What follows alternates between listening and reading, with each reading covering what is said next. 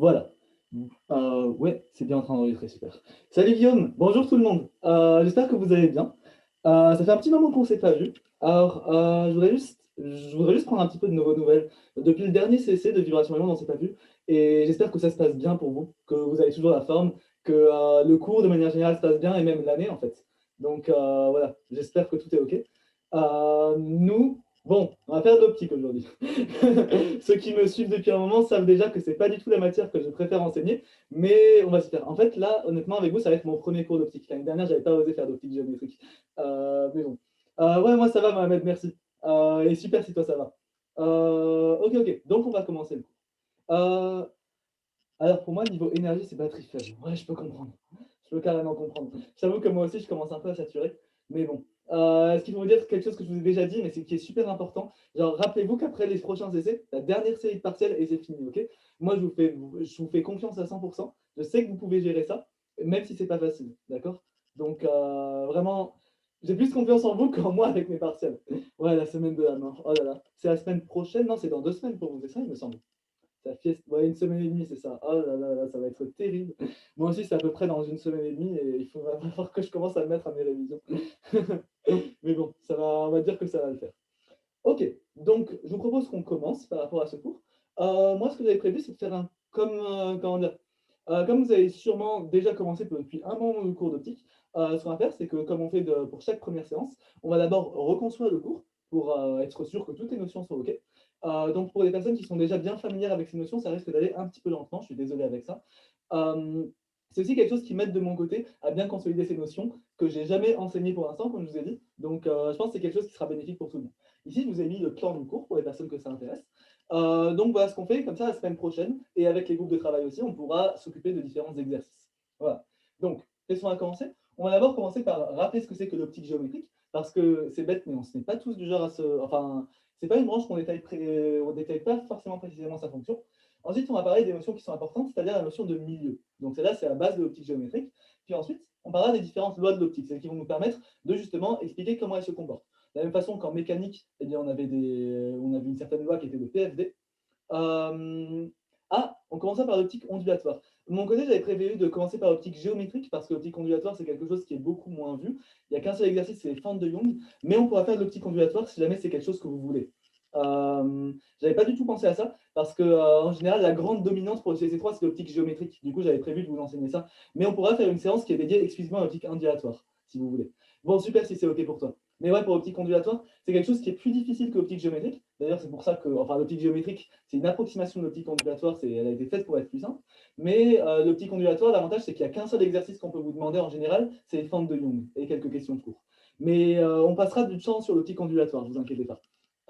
Oui, merci de me l'avoir rappelé d'ailleurs. Quoi d'autre? Donc, de la même façon qu'en mécanique, il y a une certaine loi qui est le PFD qui nous sert à tout construire, et bien en optique géométrique, on a aussi certaines lois. En fait, on en a trois. Bon, elles sont beaucoup moins belles que celles de la mécanique, à mon humble avis, mais ok, on va en parler. Ensuite, on va s'intéresser au système optique, plus précisément au système optique centré. On va définir quelques notions de vocabulaire. Et puis après, on parlera de deux types de systèmes optiques très importants.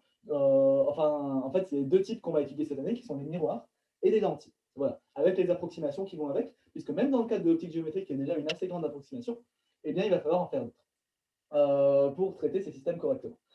Voilà. Donc, si ça vous va, je vous propose qu'on commence. Je vais juste prendre mes stylos et puis, et puis on va y aller. Alors, là. Ok. Alors, la première chose donc, que j'aimerais vous demander, comme dit, on va essayer de faire ce cours de manière assez interactive, puisqu'on n'a pas eu l'occasion de le faire depuis un moment. Il y aura combien de séances en tout? Votre CC dans une semaine et demie, j'aimerais au moins pouvoir en faire deux autres si c'est possible. Voilà. Quitte à en faire deux dans la même semaine. Donc la semaine prochaine, il y en aura une, voire deux. Et ouais, ok, super si c'est nickel pour toi. Et avec les groupes de travail, on essaiera de faire davantage de séances aussi. Donc au moins une ou deux séances juste en petits groupes pour répondre à vos questions et aussi pour pouvoir faire des exercices supplémentaires. Voilà.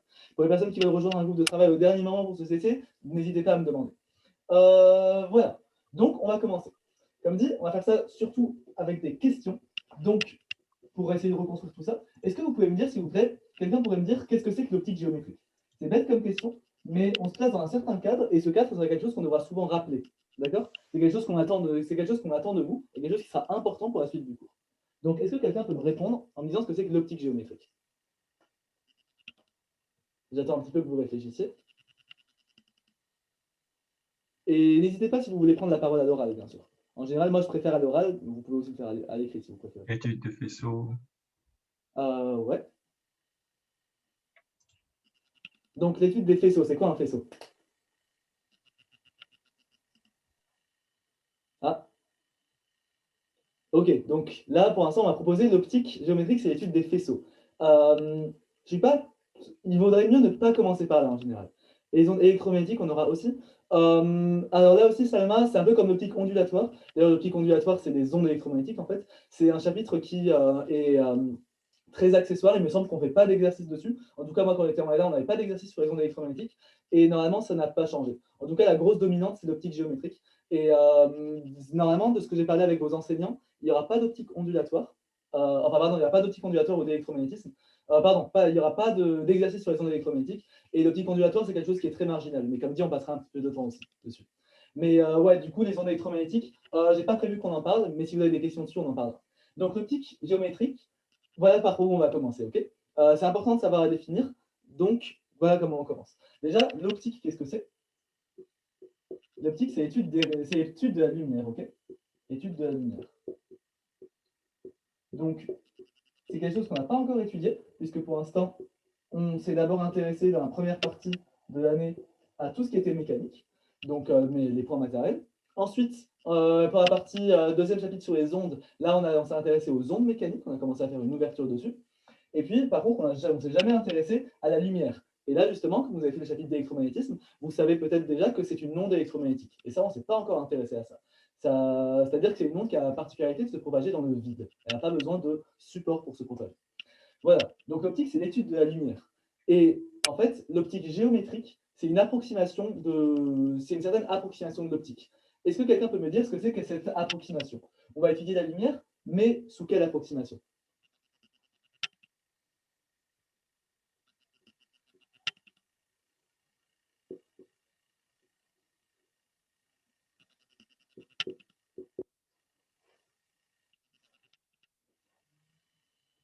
Avec des objets qui tendent à l'infini, etc.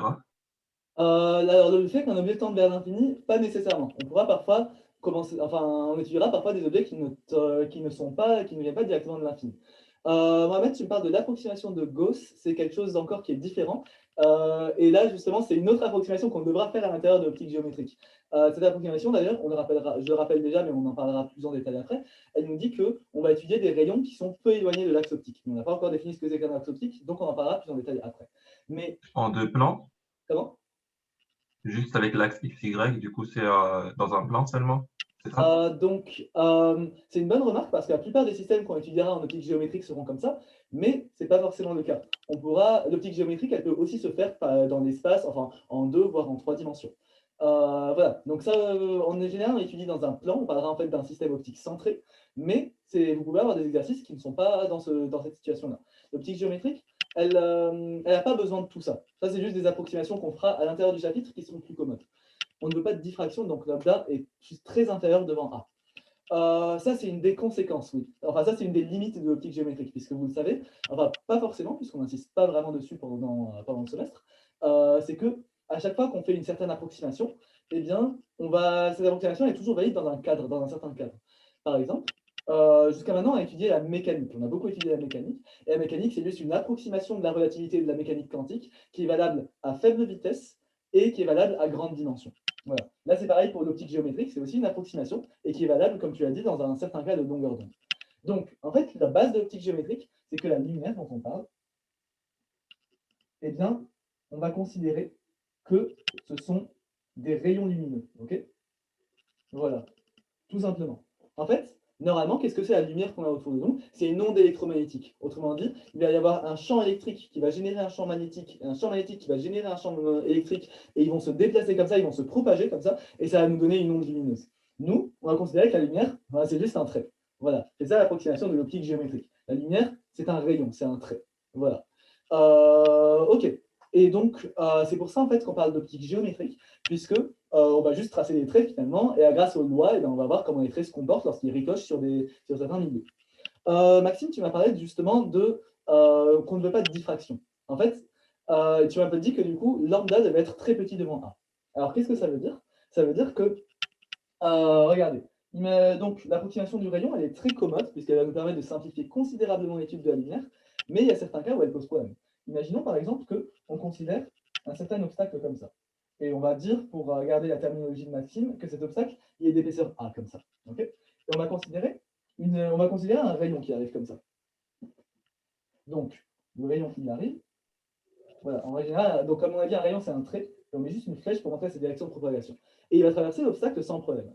Par contre, qu'est-ce qui se passe si on décide de... Sauf que le rayon, c'est juste une construction idéale de l'optique géométrique. On sait que c'est pas vraiment... la lumière, c'est pas vraiment un rayon. Normalement, la lumière, ça se comporte comme une onde. Ça sera plutôt quelque chose comme ça. Et vous voyez que là, catastrophe, va y avoir un problème. On voit que, le fait qu'on considère la lumière comme une onde et pas juste comme un rayon, eh bien, ça va avoir vraiment une incidence. En fait, ça va créer ce qu'on appelle un phénomène de diffraction. Voilà. Donc, c'est-à-dire que si jamais on prend la longueur des obstacles qui est trop faible, eh bien, on devra prendre en compte la nature ondulatoire de la lumière, sinon on aura ce genre de problème qu'on ne veut pas. Et puis, ça va donc poser beaucoup de problèmes au niveau de l'optique géométrique. C'est pour ça que l'optique géométrique, elle est valide seulement si on a, comme tu as dit, lambda inférieur à A. Donc lambda avec quoi? Lambda qui est la longueur d'onde de qui est la longueur d'onde de la lumière, de l'onde qu'on étudie. Si lambda inférieur, strictement inférieur à A. Avec donc lambda la longueur d'onde et A qui est la dimension des objets qui sont considérés. Voilà, donc c'est ça qu'il faut retenir. L'optique, c'est l'étude de la lumière. L'optique géométrique, on considère que la lumière, c'est des rayons. Et donc, on va juste ramener la physique à un problème de géométrie. Et cette approximation, elle est valide si et seulement si on a la longueur d'onde de l'onde qu'on étudie qui est inférieure, qui est très très petite devant la nature des obstacles. Sinon, on observera un phénomène de diffraction, comme tu l'as dit, Maxime, et ça posera problème. Donc, voilà pour l'optique, comment ça fonctionne. Ok. Donc, est-ce que quelqu'un a des questions par rapport à ça, par rapport à ces approximations qu'on a faites? Puisque là, ça, c'est le cadre dans lequel on va travailler, et c'est important qu'on s'en rappelle.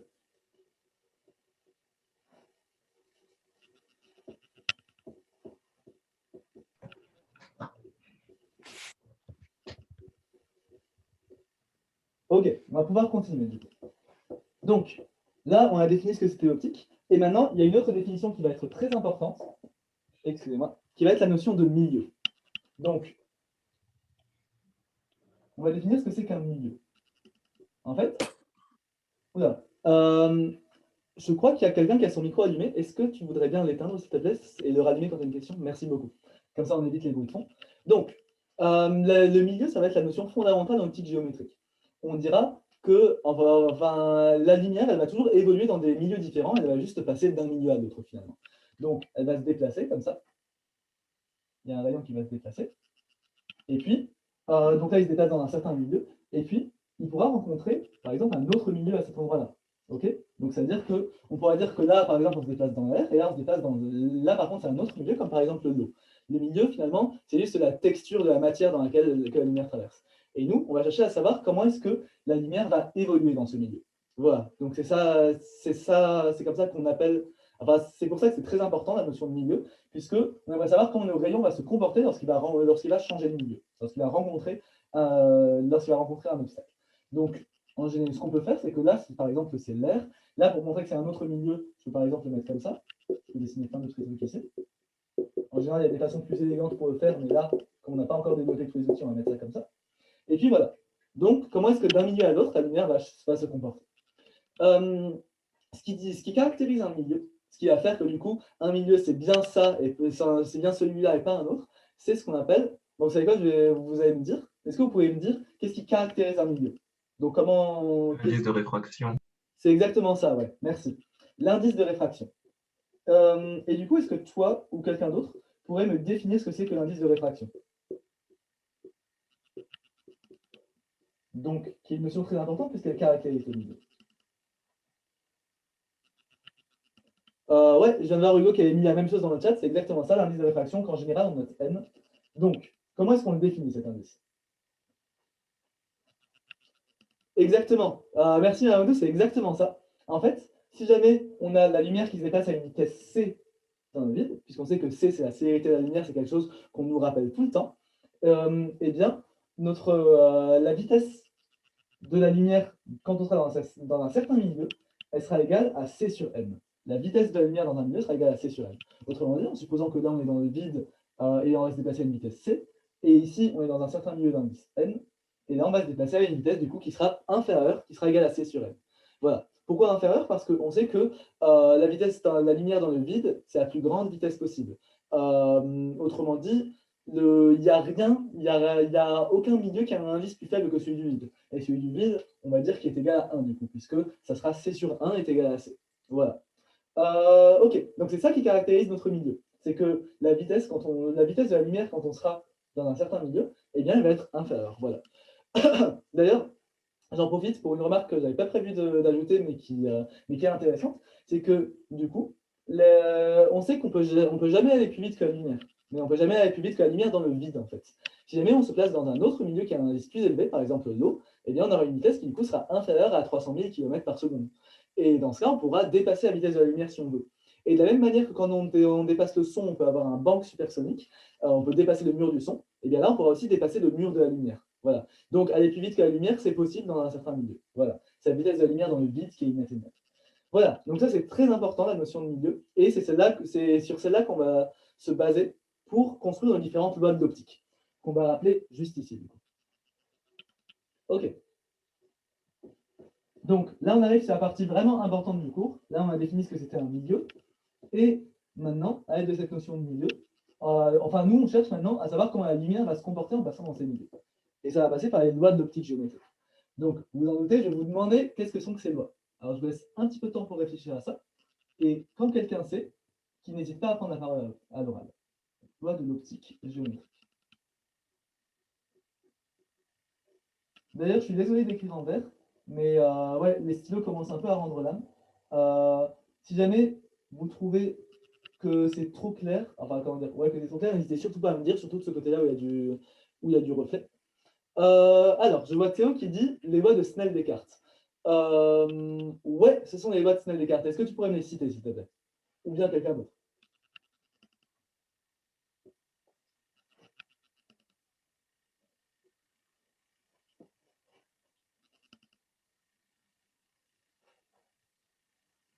Donc, il y a 3 lois qui sont très très importantes. N1 sin θ1 égale N2 sin θ2. Alors, ça c'est une loi valide, mais attention, si jamais on te demande de définir quelque chose, il faut vraiment que tu penses à bien définir le contexte, à dire qu'est-ce que sont tes Il y aura le limites. schéma à côté.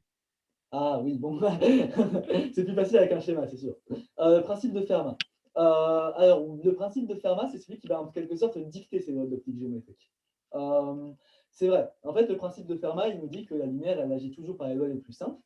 Enfin, elle se déplace toujours en suivant le trajet le plus court. Et donc, c'est ça qui va nous donner les lois de l'optique géométrique. Voilà. Ok. Mais du coup, le principe de Fermat, c'est plutôt à cause de ces lois. Alors, de Théo, le rayon réfracté est symétrique par rapport à la normale. Et symétrique par rapport à la normale. Alors, c'est presque ça, mais tu comprends quelque chose. Est-ce que quelqu'un pourrait le corriger par rapport à ça, s'il vous plaît? Est-ce que quelqu'un voit où est le souci dans la loi qu'a donnée Théo?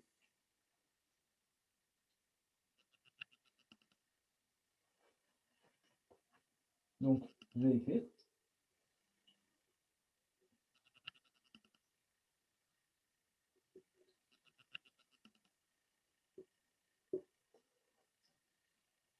Oui, c'est exactement ça, justement.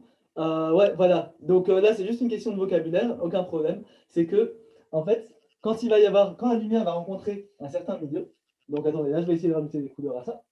On a un certain milieu qui a un indice, comme ça. Donc, ici, on va avoir un certain indice n, et ici, on va avoir un certain indice n'. Et, comme dit, on a un rayon lumineux qui arrive comme ça, et nous, on va chercher à voir comment il se comporte. Voilà. Ok. Et donc, en fait, on peut dire qu'il va y avoir 2 rayons qui vont se créer. Un rayon qui va passer à l'intérieur du milieu, qu'on va appeler le rayon réfracté, et un autre, par contre, qui va rebondir en quelque sorte. Et lui, ça va être le rayon réfléchi. Donc, il y a 2 rayons qui vont arriver en conséquence. D'ailleurs, du coup, comme vous vous en doutez peut-être, ça va avoir pour conséquence d'affaiblir l'intensité du rayon lumineux puisqu'il va se diviser en deux. Voilà. Donc, Ce que Théo avait dit, c'était que le rayon réfléchi, du coup, il y a eu une petite erreur sur réfléchi, réfracté, eh bien, il est symétrique par rapport à la normale. Ok, j'ai juste un dernier souci. Il faut que tu me dises ce que c'est que la normale ici. Qu'est-ce que ça veut dire? Est-ce que quelqu'un pourrait me dire comment on la trace ici?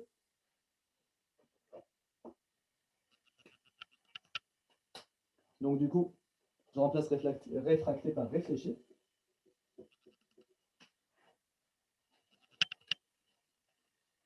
Perpendiculaire à la limite entre n et n'. Ouais, je suis d'accord. Normal au dioptre, ouais. Donc, c'est vrai qu'on n'a pas encore défini ce que c'était qu'un dioptre, merci. Le dioptre, ça va être la surface qui va séparer les demi-deux. Donc, le rayon réfléchi est symétrique par rapport à la normale, je suis d'accord. Est symétrique par rapport à la normale. Ok, super. Donc, ce que vous me proposez, c'est de dire que là, on a notre dioptre qui est ici. Eh bien, ce qu'on a fait, donc le dioptre, c'est la surface qui sépare les deux trucs. Eh bien, ce qu'on va faire, c'est que on va tracer un plan qui sera perpendiculaire. Oula, c'est bien ce qui me semblait, ça ne fonctionne pas. C'est pas grave. On va tracer un plan qui est perpendiculaire comme ça. Et comme la dernière personne qui a parlé dans le chat, Justine a dit, ouais, c'est ça. Eh bien, ça va être le point de contact avec le rayon, c'est ça. Donc, le rayon, il arrive ici. On va tracer une certaine normale et on va dire qu'il fait un certain angle I1 par rapport à la normale. Et ce qui va se passer, c'est que le rayon réfléchi, donc celui qui part comme ça, eh ben, il va repartir avec le même angle I1 par rapport à la normale. Voilà. Donc, I1', en fait, on dira que I1' est égal à I1. I1', c'est égal à I1. Ok, voilà. Donc ça, c'est déjà super important. Et c'est une loi extrêmement simple et qui nous dit exactement comment ça va se passer. Donc, on a notre rayon qui arrive avec un certain angle, il va repartir avec le même angle. Voilà. Ok. Qu'est-ce que je voulais dire d'autre? Une autre chose auquel on a moins l'habitude de penser, mais qui est important, c'est que là, le rayon, il est parti, il est arrivé dans ce plan-là, qu'on appelle le plan d'incidence, c'est le plan du tableau, et il est aussi reparti dans ce plan-là. Il aurait également pu partir comme ça, par exemple, avec le même angle, ou bien comme ça, à l'intérieur du tableau. Donc, autre chose qui est important, c'est de dire que le rayon réfléchi il va être dans le même plan d'incidence que le rayon incident. Voilà, c'est pour ça qu'on appelle le plan incident. Ok, voilà. Quelque chose, c'est une loi qu'on ne rappelle pas souvent, puisque en général, on travaillera en deux dimensions. Mais voilà, c'est quelque chose qui est important à préciser.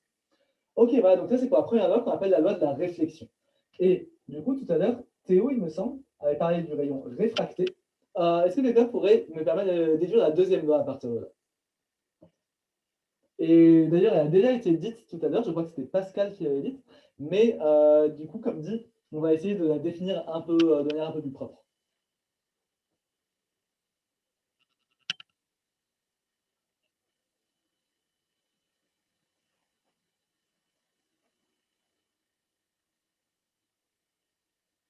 Ok, j'attends juste pour vos propositions.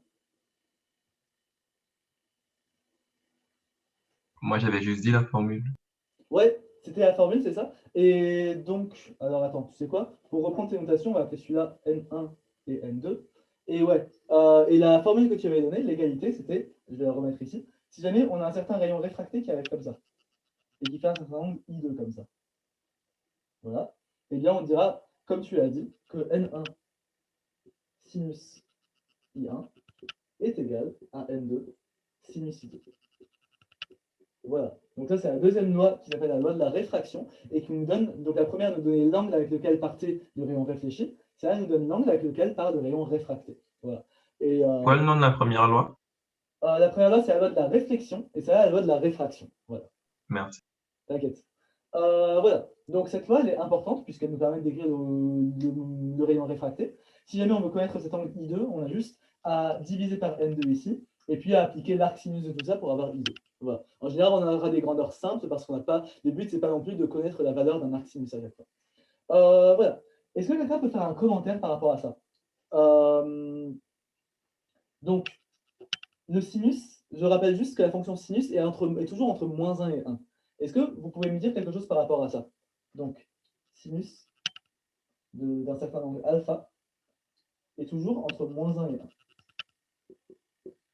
Est-ce que vous pouvez me dire la conséquence que ça va avoir par rapport à cette loi et par rapport au rayon réfracté? C'est une question un petit peu plus technique, ça.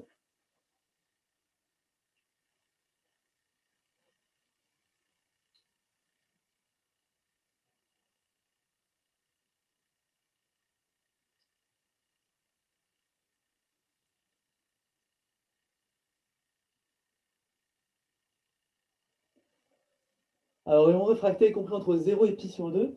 0 et pi sur 2, je ne suis pas totalement d'accord avec toi. Non, c'est pas vrai, il ne sera pas vraiment compris entre 0 et pi sur 2, ça va être une autre, il va y avoir une autre conséquence en fait.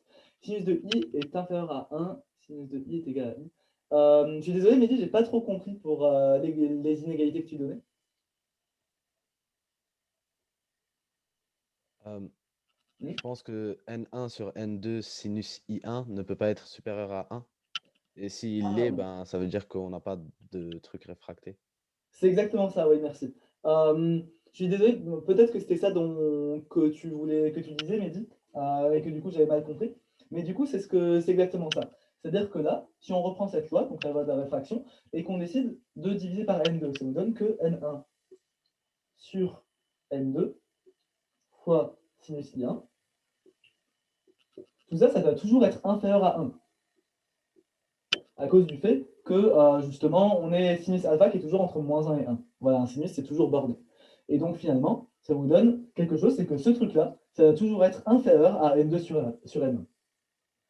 Sinus i1, ça doit être toujours inférieur à n2 sur n1. Pourquoi? Parce que sinon, ça ferait quelque chose de supérieur, ça nous ferait n1 sur n2 fois n2 sur n1, enfin un truc qui est plus grand que n2 sur n1. Donc ça donnerait un truc plus grand que 1, et donc ça ne marche pas. Le sinus ne peut pas exister dans ce cas-là. Voilà. Donc c'est une loi qui peut sembler assez contre-intuitive. Pourquoi est-ce qu'un rayon ne pourrait pas exister juste à cause de lois mathématiques? Mais en fait, ça se remarque assez facilement, dans le sens où ça veut juste dire que si jamais on a l'angle I2 qui est comme ça, eh bien, si on se place avec un autre angle I1 qui est plus grand, ça va nous donner quelque chose comme ça. Voilà, donc un plus grand, puis comme ça, etc. Puis, la même chose ici. Là, ça va être l'angle, là, c'est ce qu'on appelle l'angle limite, puisqu'on voit qu'on est sur la surface. Et si jamais on a un angle qui est plus loin que ça, du genre comme ça, et bien là, en fait, ça veut simplement dire que notre rayon il est confondu avec le rayon réfléchi. Voilà. Donc, c'est ça que ça veut dire quand on dit que ça ne peut pas, que le rayon réfracté ne peut pas exister au-delà d'une certaine valeur. Et cette valeur, c'est donc n2 sur n1 pour cet angle, pour sinus i1. Et puis donc voilà. Comme ça, on a caractérisé l'existence ou non du rayon réfracté. Voilà. Est-ce que vous avez des questions par rapport à ces deux lois?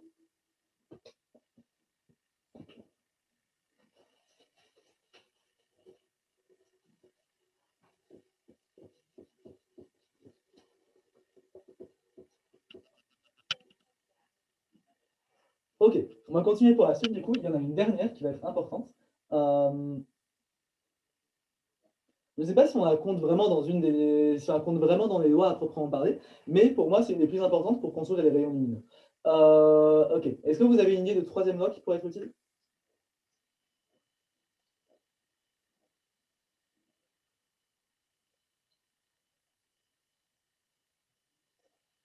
Conjugaison. Les conjugaisons, Euh, c'est des lois qui vont, enfin, comment dire, c'est des relations qui vont s'appliquer à certains systèmes optiques. Là, on donne, et qui sont des conséquences en fait de ces trois lois fondamentales. Donc ça, on en reparlera après de la notion de conjugaison. En fait, la dernière loi qui pour moi est très importante, c'est ce qu'on appelle le principe de retour inverse de la lumière. Retour inverse. Donc, qu'est-ce qu'elle nous dit cette loi?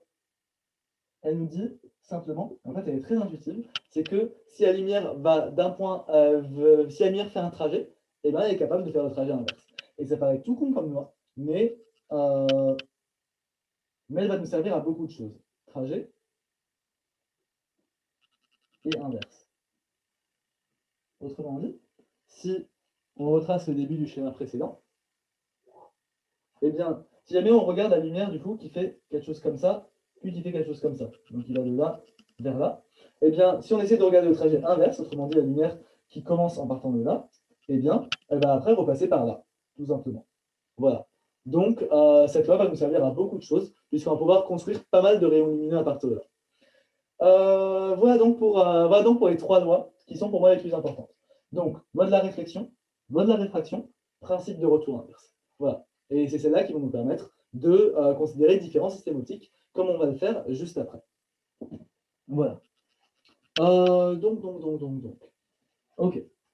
Mais avant ça, on a juste quelques dernières notions de vocabulaire à définir, puis après on va pouvoir commencer à décrire rigoureusement les systèmes optiques.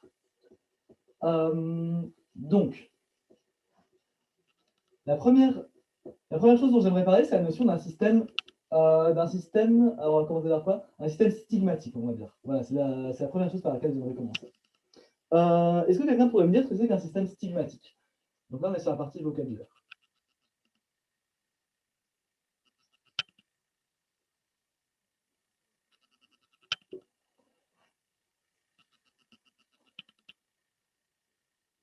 Donc on commence par définir ce que c'est qu'un système stigmatique.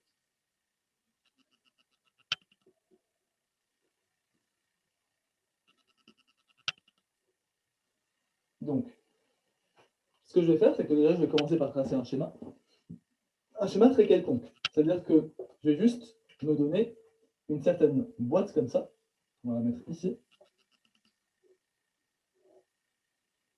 Et je vais dire que ça, c'est mon système optique, d'accord? Voilà, donc là, il n'y a pas donné de forme encore pour l'instant. Donc un système optique, ça peut être composé de plein de choses, de miroirs, de lentilles, etc. Ok. Donc, imaginons qu'on ait plein de rayons qui partent d'un même point, comme ça. Comme ça, comme ça, comme ça. Voilà. Et du coup, ils rentrent dans le système optique. Est-ce que vous pouvez me dire, quand on dit qu'un système est stigmatique, qu'est-ce que ça veut dire par rapport aux rayons qui vont sortir ici? Ça aussi, c'est quelque chose qui va être important puisque on va beaucoup se servir de ça dans les systèmes qu'on va étudier. C'est exactement ça, Théo, ouais. Non, pas sorte parallèle, Jean. Ça, c'est autre chose. Ça, c'est par rapport à certains systèmes. Voilà. Il y a certains systèmes où tout va sortir parallèle. Voilà. En fait, d'ailleurs, quand il y a des systèmes qui sortent quand il y a des points qui sortent. Ah, pardon. Il y a Théo, du coup, qui a dit que ça veut dire que tous les systèmes, enfin tous les rayons vont se converger vers un même point. Autrement dit, ils vont sortir comme ça et comme ça. Voilà. Donc, il va toujours y avoir un même point de convergence. Autrement dit, si on a un objet qui rayonne comme ça, et donc qui fait que tous les rayons partent d'un même point, et bien quand ils vont ressortir du système optique, ils vont ressortir aussi par un même point. Et ce qu'a dit Juan, c'est que il a parlé de rayons qui sortaient parallèlement. Alors, si des rayons sortent parallèles, eh bien, ça veut dire que, comment dire, si des rayons sortent parallèles, ça veut dire qu'en fait, qu'ils vont toujours se croiser dans un même point, sauf que ce point, en fait, on dira qu'il est à l'infini. Voilà. Ça, c'est une notion qui, pour ma part, ça m'a pris pas mal de temps à comprendre. C'est que si jamais on a des rayons qui sont parallèles, eh bien, ça veut quand même dire qu'ils se croisent dans le même point. C'est juste que ce point il est tellement loin, en fait, qu'il sera à l'infini. Voilà. Donc, ça aussi, ça rentre dans le cadre du système stigmatique, d'un système stigmatique. Si jamais vous mettez plein de rayons qui arrivent comme ça et qui sortent tous parallèles comme ça, eh bien, vous pourrez quand même dire que le système est stigmatique, puisque ça voudra dire qu'ils vont converger en un même point et que ce point, c'est l'infini. Voilà. Donc, pas de problème par rapport à ça. Ça compte aussi comme un système stigmatique. Justine qui demande, ça ne peut pas être divergent. Et ça, c'est une excellente question. Merci beaucoup pour cette remarque. En fait, là, j'ai un peu triché en disant que tous les rayons allaient converger en un point. C'est tous les rayons ou leurs prolongements qui vont converger en un point. Donc, et là, ça va nous permettre de parler de tout ce qui est image réelle et image virtuelle. Okay, donc, on va en parler juste ici. Encore merci pour cette transition parfaite. Donc, ici, dans le cas du système optique que j'ai dessiné ici, qu'est-ce que j'ai fait? J'ai eu un certain objet qui a envoyé plein de rayons. Et puis après, tous ces objets, tous ces rayons, ils se sont recroisés en un même point. Voilà. Et ce point, si jamais on place un écran ici, eh bien, on pourra le voir. On dira en fait qu'on a un objet qui est réel, une image qui est réelle, pardon. Ok. Voilà. Maintenant, qu'est-ce qui serait passé si j'avais considéré une autre situation? Si maintenant, on avait quelque chose qui se passait plutôt comme ça. Donc, on a toujours notre point ici qui émane. Voilà. Et sauf que cette fois-ci, les rayons, au lieu de converger vers un seul point, eh bien, ils vont sortir en divergent, comme ça. Hop. Hop. Quelque chose de ce genre-là. Eh bien, est-ce que là, à votre avis, on peut dire que c'est stigmatique ou pas? Est-ce que ça converge vers un même point? Oui, oui, sauf que l'image, elle est virtuelle, ça a croisé un peu avant dans le système, genre. C'est exactement ça. En fait, même si les rayons ne se croisent pas, leurs prolongements se croisent. Donc, on va faire ça comme ça. On va juste tracer le prolongement des rayons. Donc là, c'est une construction géométrique de notre part. Et ici aussi. Voilà. Et donc, tout va converger en un même point. Voilà. La seule différence, c'est que ça ne va pas être les rayons en eux-mêmes, mais ça va être le prolongement des rayons qui va converger en un même point. Et là, cette fois-ci, c'est exactement comme tu as dit, Pascal, on va pouvoir parler d'image virtuelle en fait. La terminologie, les définitions, c'est que si jamais ce sont les rayons qui se croisent en un point, donc le système est stigmatique et l'image est réelle, et si jamais ce sont leurs prolongements qui se croisent en un point, le système est toujours stigmatique et l'image est virtuelle. Voilà. Donc je vais écrire ça ici, image réelle. Est-ce que quelqu'un aimerait que j'écrive cette définition, enfin que je donne cette définition à l'écrit? Ou bien ça va pour vous?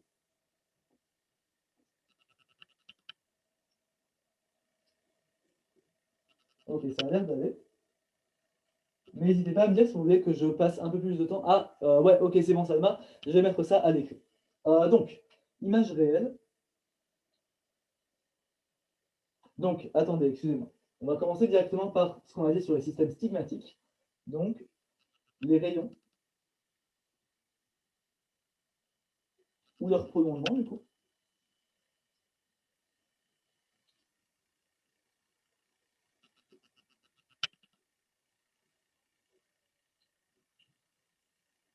Qu'est-ce qui va se passer? Eh bien, ils vont se croiser en un point. Se croisent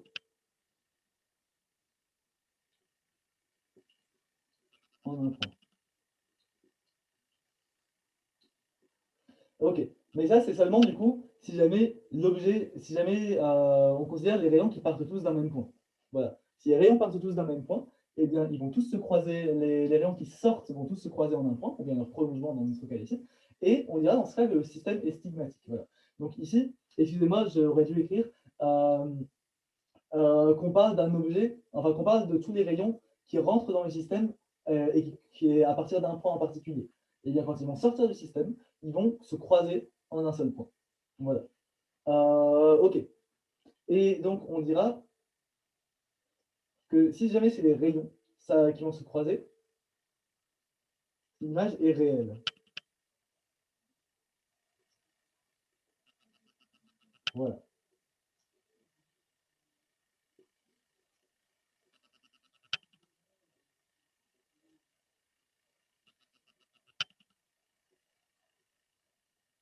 Par contre, si jamais c'est leur prolongement, et bien dans ce cas on parlera d'une image virtuelle.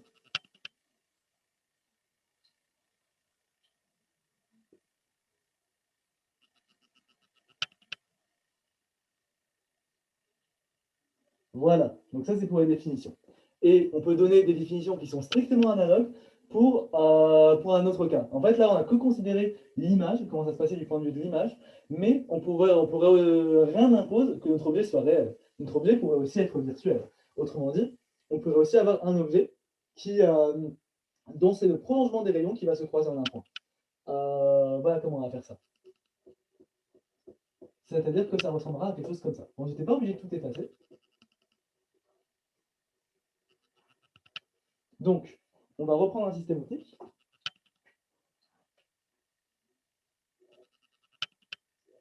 Voilà. Et cette fois-ci, les rayons, ils ne vont pas partir d'un certain point. Ils vont rentrer dans le système comme ça. Voilà.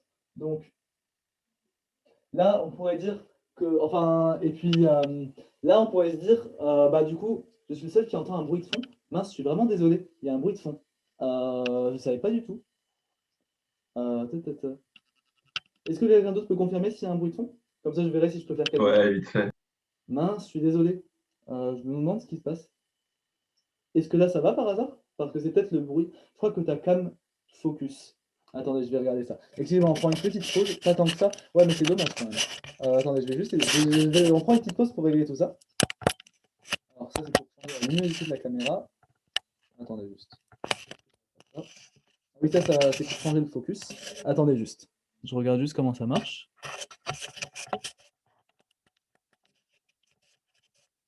La suite et mouvement, et donc quand tu bouges, je crois qu'elle refocus à chaque fois. Mince, ouais. Mais je crois que là, j'ai peut-être enlevé... Je crois que j'ai enlevé le focus. Est-ce que là, ça va mieux par hasard? Attendez, je bouge. Au niveau du focus. Parce que oui, c'est vrai que à un moment, j'avais activé le focus sans faire exprès, je crois. Il semblerait que oui. Ok, super. Et pour le bruit de fond, je ne sais pas en fait si c'est la machine à laver qui est au fond. Ok, super, si c'est nickel. Euh, bon, mais ça m'embête un peu pour le bruit de fond. Est-ce que le bruit n'est pas tant que ça dérangeant? Ouais, mais quand même, c'est dommage. Je me demande juste si c'est quelque chose qui vient de l'ordi ou bien si ça vient de derrière. Bon, super si c'est carré.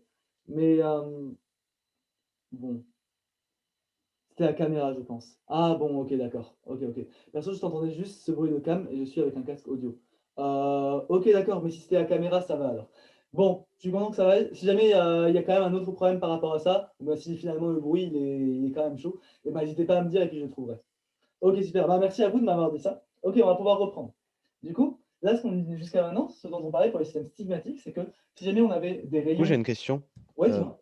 Est-ce qu'on peut avoir des systèmes non stigmatiques du coup? on- les systèmes non stigmatiques existent, mais on va toujours s'arranger pour que les systèmes que nous on étudie soient stigmatiques, parce que c'est ceux qui sont les plus intéressants à étudier. Euh, c'est une très bonne question là aussi, parce que bah, on va voir que la plupart des systèmes qu'on va étudier, normalement, ne sont pas stigmatiques. Et puis il me semble que toi ou quelqu'un d'autre avait parlé de l'approximation de Gauss avant, et en fait c'est elle qui va nous permettre de rendre tous les systèmes stigmatiques. Voilà. Mais ça, on va en parler juste après. Voilà.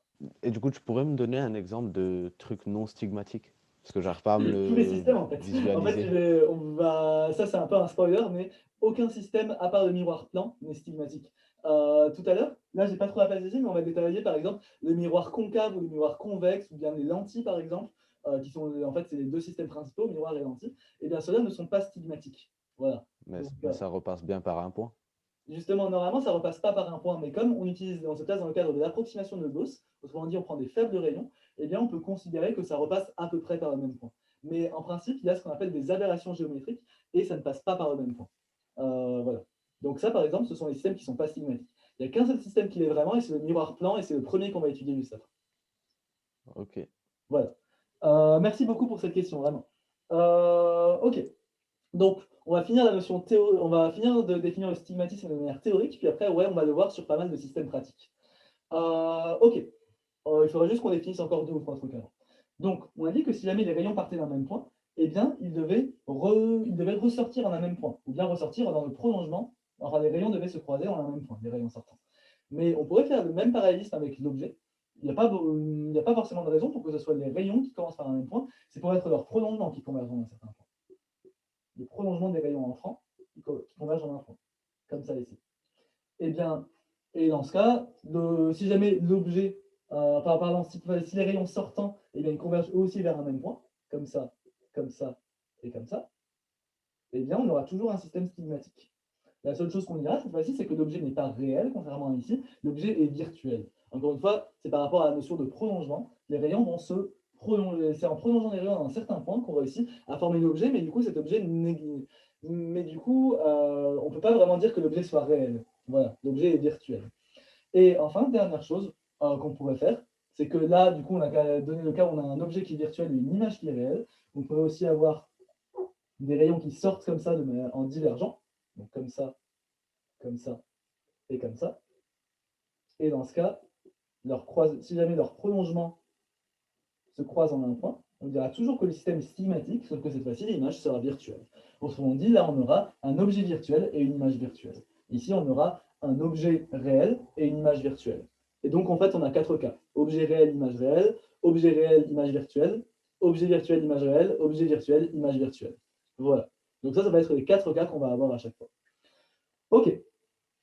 Voilà par rapport à ça. Est-ce qu'il y a des questions par rapport à la notion de stigmatisme? Ok, pour l'instant ça a l'air bon, donc on va continuer. Je vais effacer le tableau, je vous laisse quand même un peu de temps pour si jamais il y a des questions.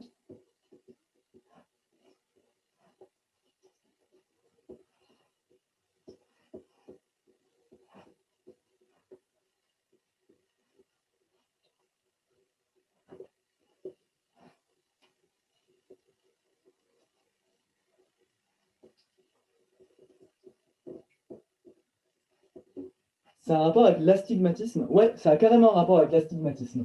Euh, J'aime beaucoup les questions que vous posez parce qu'elles aident beaucoup à avancer dans le cours et elles donnent des choses qui sont très intéressantes. Et quand je dis ça sur l'optique, c'est que c'est vraiment intéressant parce que j'aime pas cette matière. Mais bon. Donc, en fait, le rapport avec l'astigmatisme, c'est que si jamais on avait un. Donc, on va se replacer dans le cadre d'un certain système optique ici.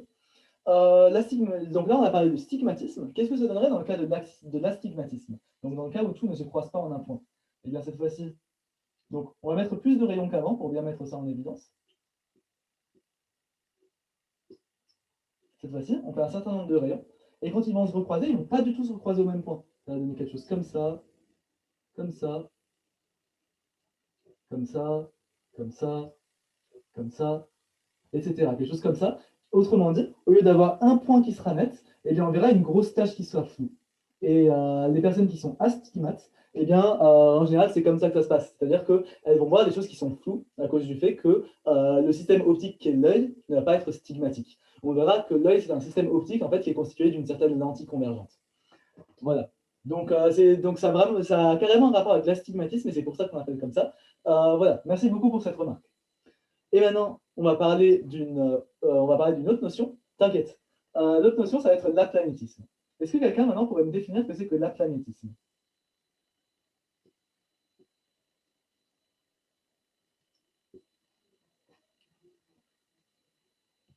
Alors ça, il me semble qu'on parle moins de cette notion. Elle va quand même être utile, mais je crois qu'on l'a définie juste une fois. Donc, je comprendrai si vous vous en souvenez pas.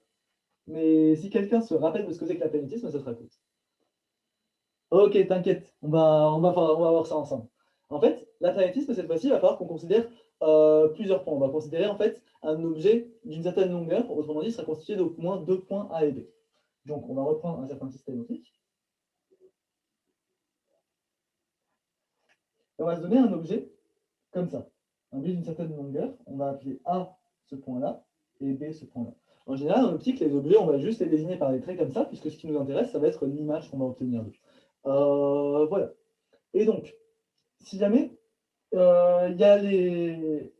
Donc, les rayons, ils vont rentrer dans le système, les rayons des points A et du point B, et ils vont ressortir et donner une certaine image du point B et une certaine image du point A. Voilà. Et ce qui va se passer, donc ça, par exemple, on pourra avoir le point B, son image elle va arriver ici, et le point A, son image va arriver ici, par exemple. Et ça nous donnerait donc. Et donc, finalement, l'image totale, AB, enfin, pardon, il faudrait qu'on les appelle A' et B', du coup, pour A' qui est l'image de A et B' qui est l'image de B, eh bien, ça nous donnerait une image qui serait comme ça. Et en fait, cette image, elle a un problème. Enfin, elle n'a pas vraiment un problème, mais comment dire ça? Si jamais un système est aplanétique, eh bien, l'image, elle va toujours ressortir perpendiculaire à ce qu'on appelle l'axe optique. C'est-à-dire que c'est l'axe qui va traverser le système optique. Voilà. Donc là, dans le cas que j'ai dessiné ici, par exemple, notre système n'est pas aplanétique, puisqu'on a une certaine image qui n'est pas, perpendiculaire à l'axe optique. Par contre, si jamais le rayon, le point B' était ressorti comme ça, donc on aurait une image comme ça, là, ça serait bien perpendiculaire, et donc c'est parfait.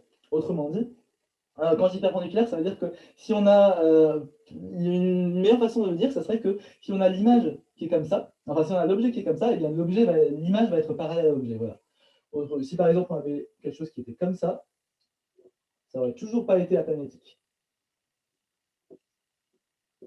Si par contre on avait quelque chose qui était au-dessus, eh bien ça n'aurait pas été. Si on avait quelque chose qui était comme ça aurait pu être. Ça serait aussi aplanétique là par contre. A', B'. Voilà. Donc aplanétique, c'est si l'image et l'objet sont toujours parallèles. Voilà. J'ai un peu bégayé sur cette notion, excusez-moi, parce que il y a une petite maladresse de ma part. J'ai oublié de définir ce que c'était qu'un système optique centré, qui nous permet de définir justement la notion d'axe optique. En fait, on dirait qu'un système optique est centré, on va le mettre ici.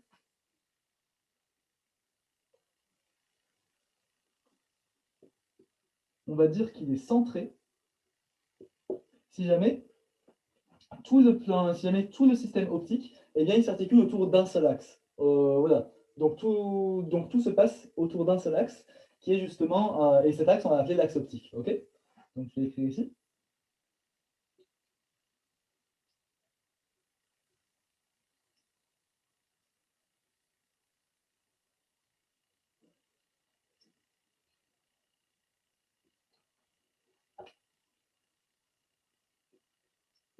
Et cet axe, du coup, on appelle l'axe optique.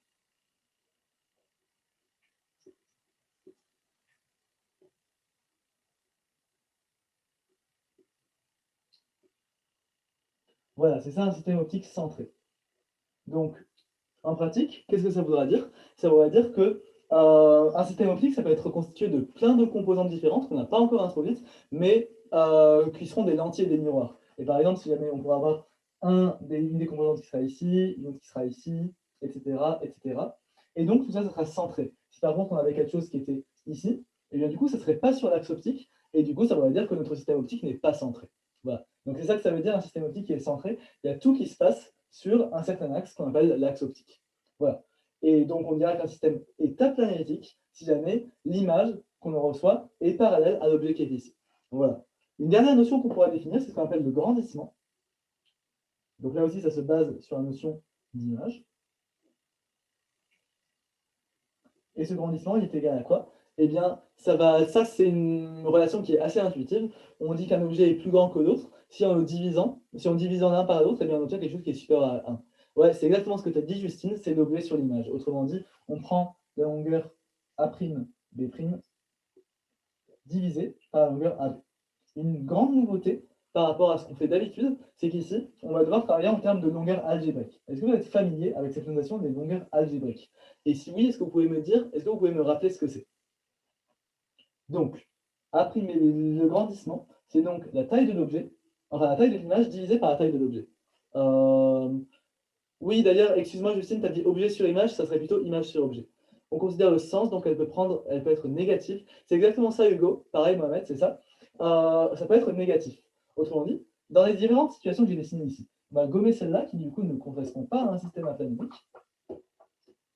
Et donc ici, on a deux situations. On a donc AB ici, et on va avoir une certaine image A'B'. Et bien là, AB et A'B' ne vont pas être dans le même sens. On pourra dire en fait que A'B', ça va être une certaine longueur qui sera négative finalement. Et donc cette fois-ci, on fera ça divisé par ça, et ça va nous donner quelque chose qui est négatif. Et le fait que ça soit négatif, en fait, ça va dire que l'image qu'on obtient à toute fin, elle est renversée. Voilà. Par contre, si jamais on faisait l'inverse, on en faisait peut-être, et bien ici, dans ce cas, A'B' est une longueur qui est positive, puisqu'elle est dans le même sens que celle-là. Et donc, quand on fera A'B' sur AB, ça nous donnera quelque chose qui est positif. Et finalement, ça va dire, ça traduit le fait que l'image qu'on a à la fin est de même taille. Dernière chose, le grandissement, ça prend en compte, pardon, j'ai dit de même taille, je voulais dire dans le même sens. Je vais parler de la taille, justement, c'est ce qu'on va prendre en compte maintenant. Si jamais on a quelque chose comme ça, A'B', et qu'on fait A'B' sur AB, et bien là, cette fois-ci, quand on a ça qui est plus grand que ça va nous donner un grandissement qui est supérieur à 1. Ah oui, d'ailleurs, le grandissement, en général, on l'appelle gamma. Et donc, le fait que le grandissement soit supérieur à 1, ça traduit le fait que l'image est plus grande que l'objet. Supérieur à 1 ou inférieur à moins 1, pardon, excusez-moi. Donc, on va résumer tout ça ici, par rapport au grandissement. Et puis après, on pourra passer au système optique. On pourra passer à certains systèmes optiques concrets.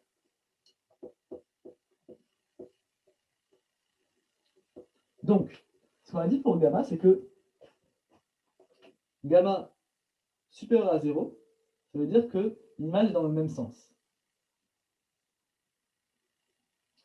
Si on a gamma par contre qui est négatif, ça veut dire que l'image est inversée. C'est ce qu'on a vu dans ces deux cas ici. Même sens, inversé. Si on a gamma qui est supérieur à 1, enfin, gamma, pardon, qui est entre gamma supérieur à 1 ou inférieur à moins 1, pardon, eh bien, ça voudrait dire que l'image sera agrandie cette fois-ci. Et soit agrandie dans le même sens, soit agrandie dans le sens inversé. Voilà. Agrandie. Et du coup, si maintenant on a gamma entre 1 et moins 1, ça voudrait dire que l'image est plus petite, on a une image qui est rétrécie. Gamma inférieur à 1 ou supérieur à moins 1. Enfin, dans notre cas, ce serait et supérieur à moins 1, pardon. L'image, cette fois-ci, elle est rétrécie. Voilà. Donc là, c'est des notions qui sont assez intuitives. On s'attend à ce que si on prend quelque chose de grand et qu'on le divise par quelque chose de petit, on aura quelque chose qui sera plus grand que 1. Voilà donc comment fonctionne le grandissement. Et c'est quelque chose qu'on prendra souvent en compte. Alors, j'ai pas bien compris ce que c'est que gamma. Alors, est-ce que tu n'as pas compris au niveau de la définition ou bien au niveau de ce qu'il veut dire physiquement? Gamma, ici, on l'a défini comme étant le grandissement. Autrement dit, ça va être le rapport des longueurs entre les deux objets. Plus gamma va être... voilà, donc le gamma, c'est le grandissement qui est ici. Plus gamma va être grand, plus ça veut dire que le rapport entre les deux va être disproportionné. Si on a un gamma qui est très grand, ça veut dire que l'image est beaucoup plus grande comme ça.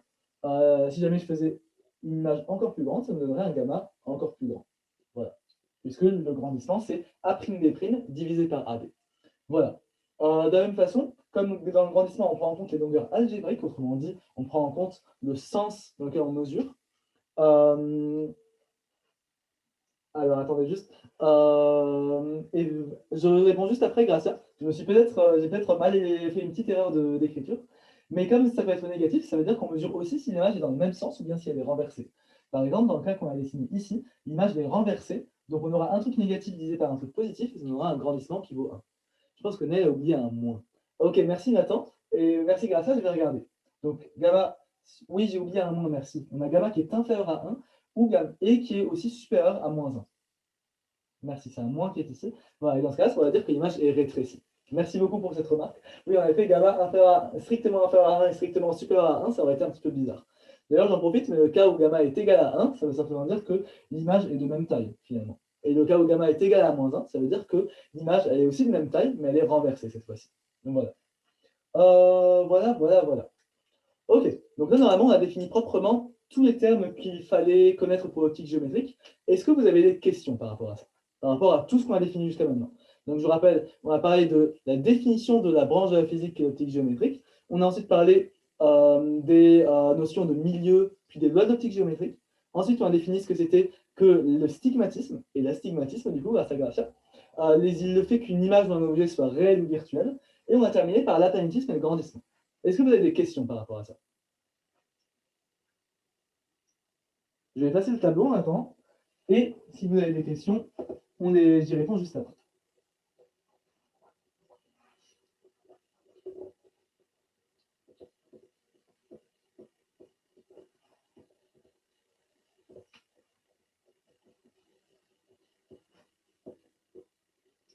Ok, ça a l'air d'aller.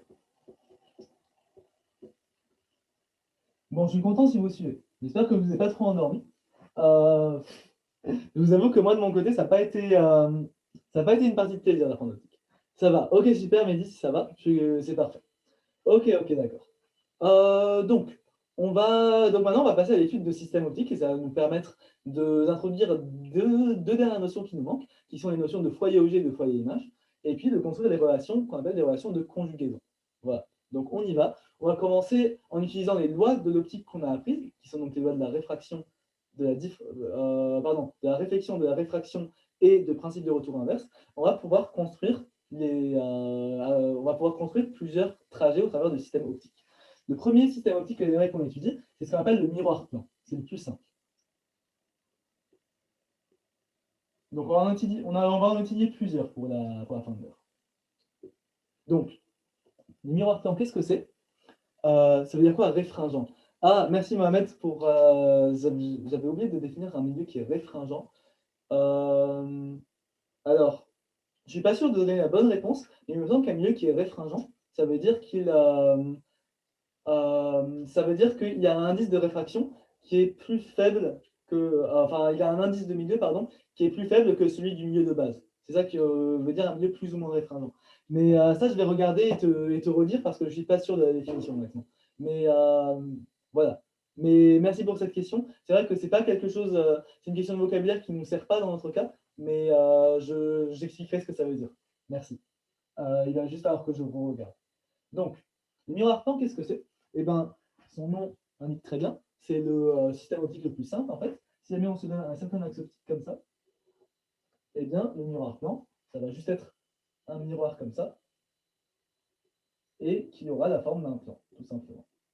Voilà. Donc, le fait que ça soit un miroir, qu'est-ce que ça veut dire? Ça veut dire que entre là et là, il va y avoir un certain milieu.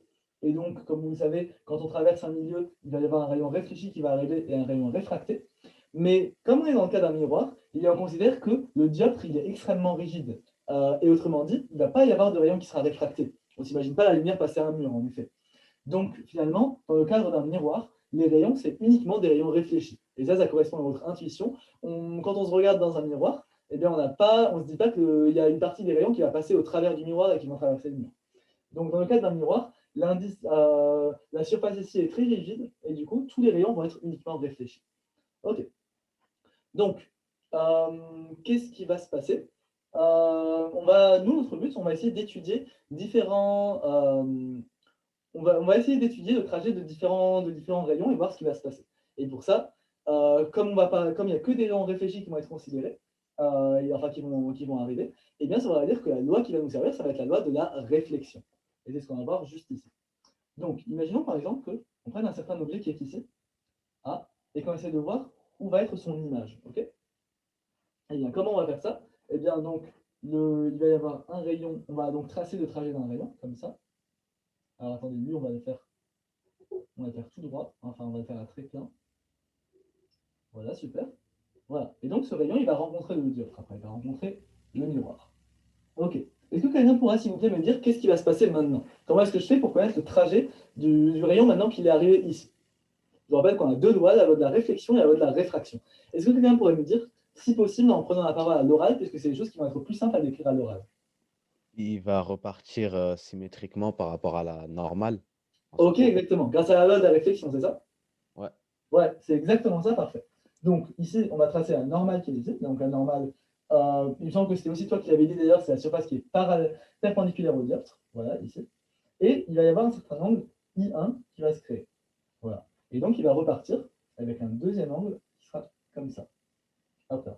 Et cet angle, ce sera toujours l'angle I1. Voilà. Et grâce à ça, on peut tracer plein d'autres rayons. Si par exemple on trace un comme ça, et bien là, donc on va avoir aussi un autre angle qui va arriver comme ça. Attendez, je vais le faire bien pour éviter de rendre le schéma trop chaotique. Donc là, on va avoir un autre angle, et puis ça va repartir encore avec un autre angle, etc. etc. Ici, j'en tracerai un comme ça va repartir comme ça, etc. etc. Donc, grâce à la loi de la réflexion, on peut retracer l'intégralité des rayons. Et on voit que dans le cadre du miroir plan, c'est comme ça que ça va se passer. Voilà. Voilà. Ok. Donc, d'ailleurs, dans l'exemple que je viens de donner ici, on a pris un point qui était vraiment quelconque et qui était sur l'axe optique. Et bien donc, on voit qu'on a des choses comme ça. Et pour voir où est l'image, est-ce que quelqu'un peut me dire ce qu'on va faire pour voir où est l'image maintenant? Parce que notre but, c'était de voir l'image du point A. Et là, on a juste des rayons qui partent dans tous les sens, finalement. On prend les prolongations. C'est exactement ça, ouais. Quand vous voyez que les rayons ils partent dans tous les sens, eh bien, pas de panique, ça veut juste dire que votre image sera virtuelle et il faut prendre ses prolongements. Merci. Donc, c'est ce qu'on va faire ici.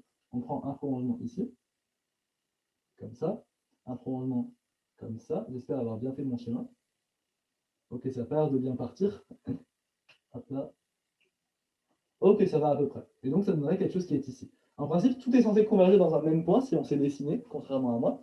Et donc, ça nous montrera bien que le miroir plan est un système qui est stigmatique, en fait. Si vous prenez n'importe quel point et qu'après vous prolongez les trucs, eh bien, ça va vous donner quelque chose de stigmatique. Ça va vous converger vers un même point. Voilà. Ça va être stigmatique. Voilà. Et l'image, d'ailleurs, du coup, sera tout le temps virtuelle parce qu'on voit qu'à chaque fois, ça va ricocher comme ça. Et du coup, il faudra à chaque fois prendre le prolongement pour avoir l'image. Elle sera de l'autre côté ici. Voilà. Ok. Et donc, là, c'est comme ça qu'on réussit à créer une image. Maintenant, on va s'intéresser à un point particulier.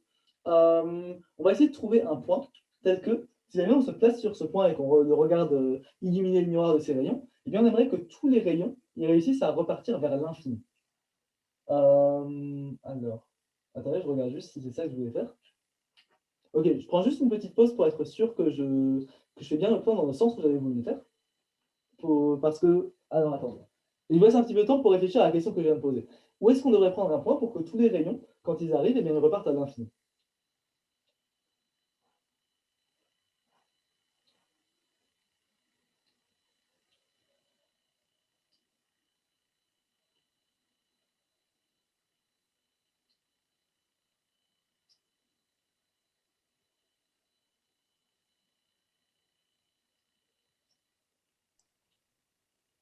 Il faudrait prendre une image à l'infini. Ouais, enfin un objet à l'infini plutôt. Ouais, un objet à l'infini, pardon. Ouais, c'est exactement ça, voilà. Voilà. Donc, dans un autre cas, enfin, dans un cas où on voudrait que tous les rayons partent à l'infini, eh bien, pour ça, il faudrait que les rayons, ils arrivent de l'infini. Pourquoi? Parce que s'ils arrivent de l'infini, ça veut dire qu'ils arrivent parallèles, comme ça. Ça fait quelque chose comme ça. Et comme ça arrive, ça percute avec un angle qui est nul, eh bien, ça veut dire que ça va repartir avec un angle qui est nul, puisque I1 est égal à I1'. Donc, ça va repartir comme ça à l'infini. Voilà.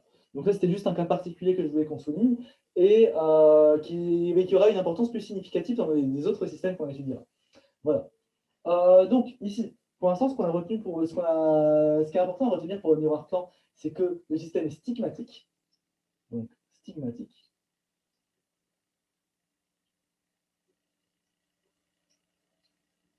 Le système est stigmatique, qu'on a l'infini, donc objet à l'infini, ça donne une image à l'infini. Ça, vous n'êtes pas obligé de le retenir, vous pouvez juste simplement le voir grâce au fait qu'on applique juste à chaque fois la loi de la réflexion et que du coup, si on arrive avec un angle qui vaut 0, on va repartir avec un angle qui vaut 0. Et puis, autre chose qu'on a vu, c'est que l'image va toujours être virtuelle.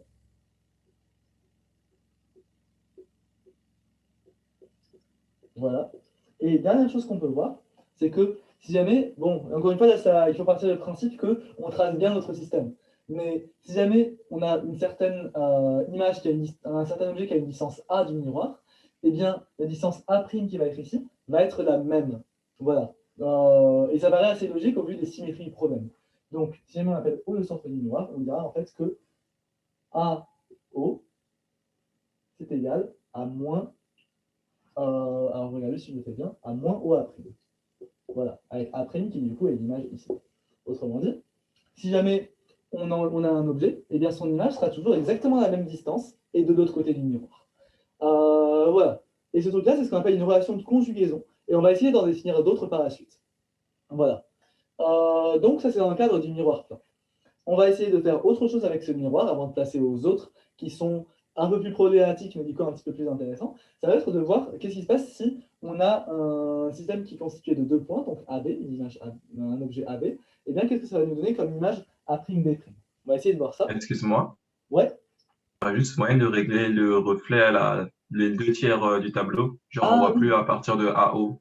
ok, merci beaucoup de m'avoir dit ça. Ouais, je viens de voir, on voit pas du tout. Attendez, je reviens, je vais fermer les volets.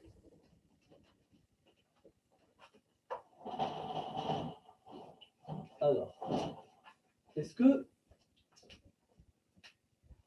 ça va pas toujours très bien. Je vais essayer de pas trop écrire dans cette partie-là du tableau. À chaque fois, j'ai espoir qu'en fermant les volets, ça aille un peu mieux, mais pas trop.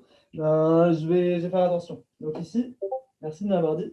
Ici, ça serait que, on avait dit que AO,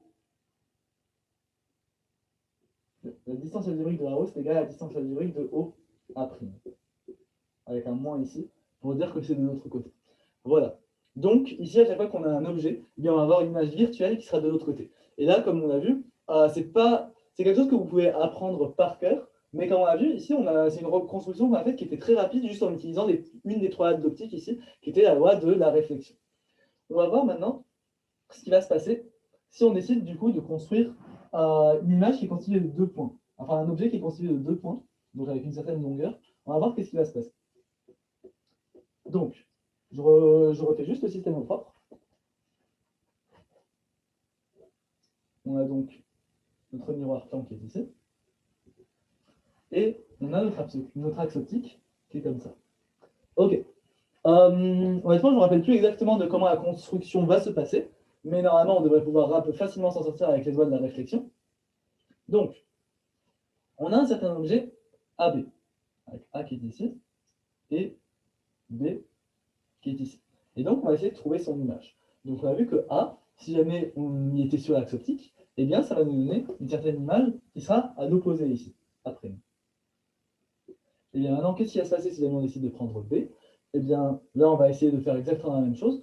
Donc, je vais essayer d'être minutieux géométriquement, sachant que c'est pas mon fort, mais normalement, on devrait réussir à trouver quelque chose de bien. Alors, on va prendre... Moi, Hmm. j'ai juste une question que j'ai pas bien compris pourquoi il y a un moins OA'. En fait, c'est parce qu'on parle en termes de longueur algébrique. Et la longueur algébrique, on va se prendre dans le sens positif ou bien dans le sens négatif. Ça dépend en fait de comment on mesure la longueur. Par exemple, si je mesure, AB comme ça, là, pour l'objet que j'ai écrit ici, si je calcule sa longueur algébrique, eh bien on tombera sur quelque chose qui est supérieur à 1. Parce que on est en quelque sorte dans le bon sens. Par contre, si jamais je prends un autre objet, lui on va l'appeler CD, et Je m'interromps juste, Nail, parce que je pense que c'est pour ça que que Reed a demandé. Là, tu as mis AO égale moins OA', c'est ça? Ouais. Normalement, c'est l'inverse, non? C'est OA égale moins OA'. Parce que là, AO et OA', ils sont dans le même sens. Oui, merci beaucoup pour C'est ça. pour ça. Oui, oui, c'est exactement ça, vous avez raison. Merci. En effet, là, AO et OA, c'est pas la. Non, vous avez carrément raison. En écrivant AO ou en écrivant OA, eh ben, je suis en train de réinverser le sens. Donc, on va écrire ça comme ça. OA est égal à moins OA'. Ok, merci beaucoup pour ça. J'ai une question. Ouais, dis-moi. Pourquoi, pourquoi c'est OA forcément égal à moins OA'? Parce que si c'est agrandi, du coup, c'est pas forcément égal. Là, on parle pour l'instant des objets si jamais on les a sur l'axe optique. Ok. Donc là, pour l'instant, la notion d'agrandissement ne va pas vraiment venir en compte. Ok. Là, on dit ce que cette relation elle traduit, c'est que si jamais on a un certain objet A qui est ici, eh bien, il va renvoyer une certaine image A' qui sera toujours sur l'axe optique et qui sera à la même longueur de haut, mais à l'opposé. C'est ça que ça veut dire. Mais si le miroir, il fait en sorte que l'image, elle est agrandie, ça veut Ouais. dire que AO, c'est pas égal à A'O, du coup. Alors attention parce que, alors je regarde juste si Justine, c'est pas à ça qu'elle répond. Agrandi, c'est AB, la distance entre l'objet et le miroir ne change pas. AB sera plus petit que A'B'. Oui, c'est exactement ça, voilà. Ici, dans notre cadre, comment dire, le fait que l'image soit agrandie ou rétrécie, ça n'influence pas le grandissement qu'on mesure, ça va pas être. C'est pas ça le grandissement qu'on mesure, c'est pas le rapport entre ça et ça, c'est le rapport entre ça et l'image qui va se former ici. Voilà. Je sais pas si c'est clair par rapport à ça. Ou Mais c'est censé être le même rapport, non? censé être le même rapport? Bah, si je me trompe pas, on avait utilisé ça dans un exo mercredi, du coup. Il me semble que c'est Alors, censé être le même, que c'est censé être le même rapport. Honnêtement, je ne suis pas sûr, mais regarde, on va voir ça, on va construire le rayon, on va construire l'image ici. Et normalement, on est censé tomber sur quelque chose qui est de la même taille. Mais on va voir ça ensemble, ok? Ok. Je suis désolé, je suis désolé de ne pas répondre avec plus de précision tout de suite, mais on va construire ça ensemble pour le voir.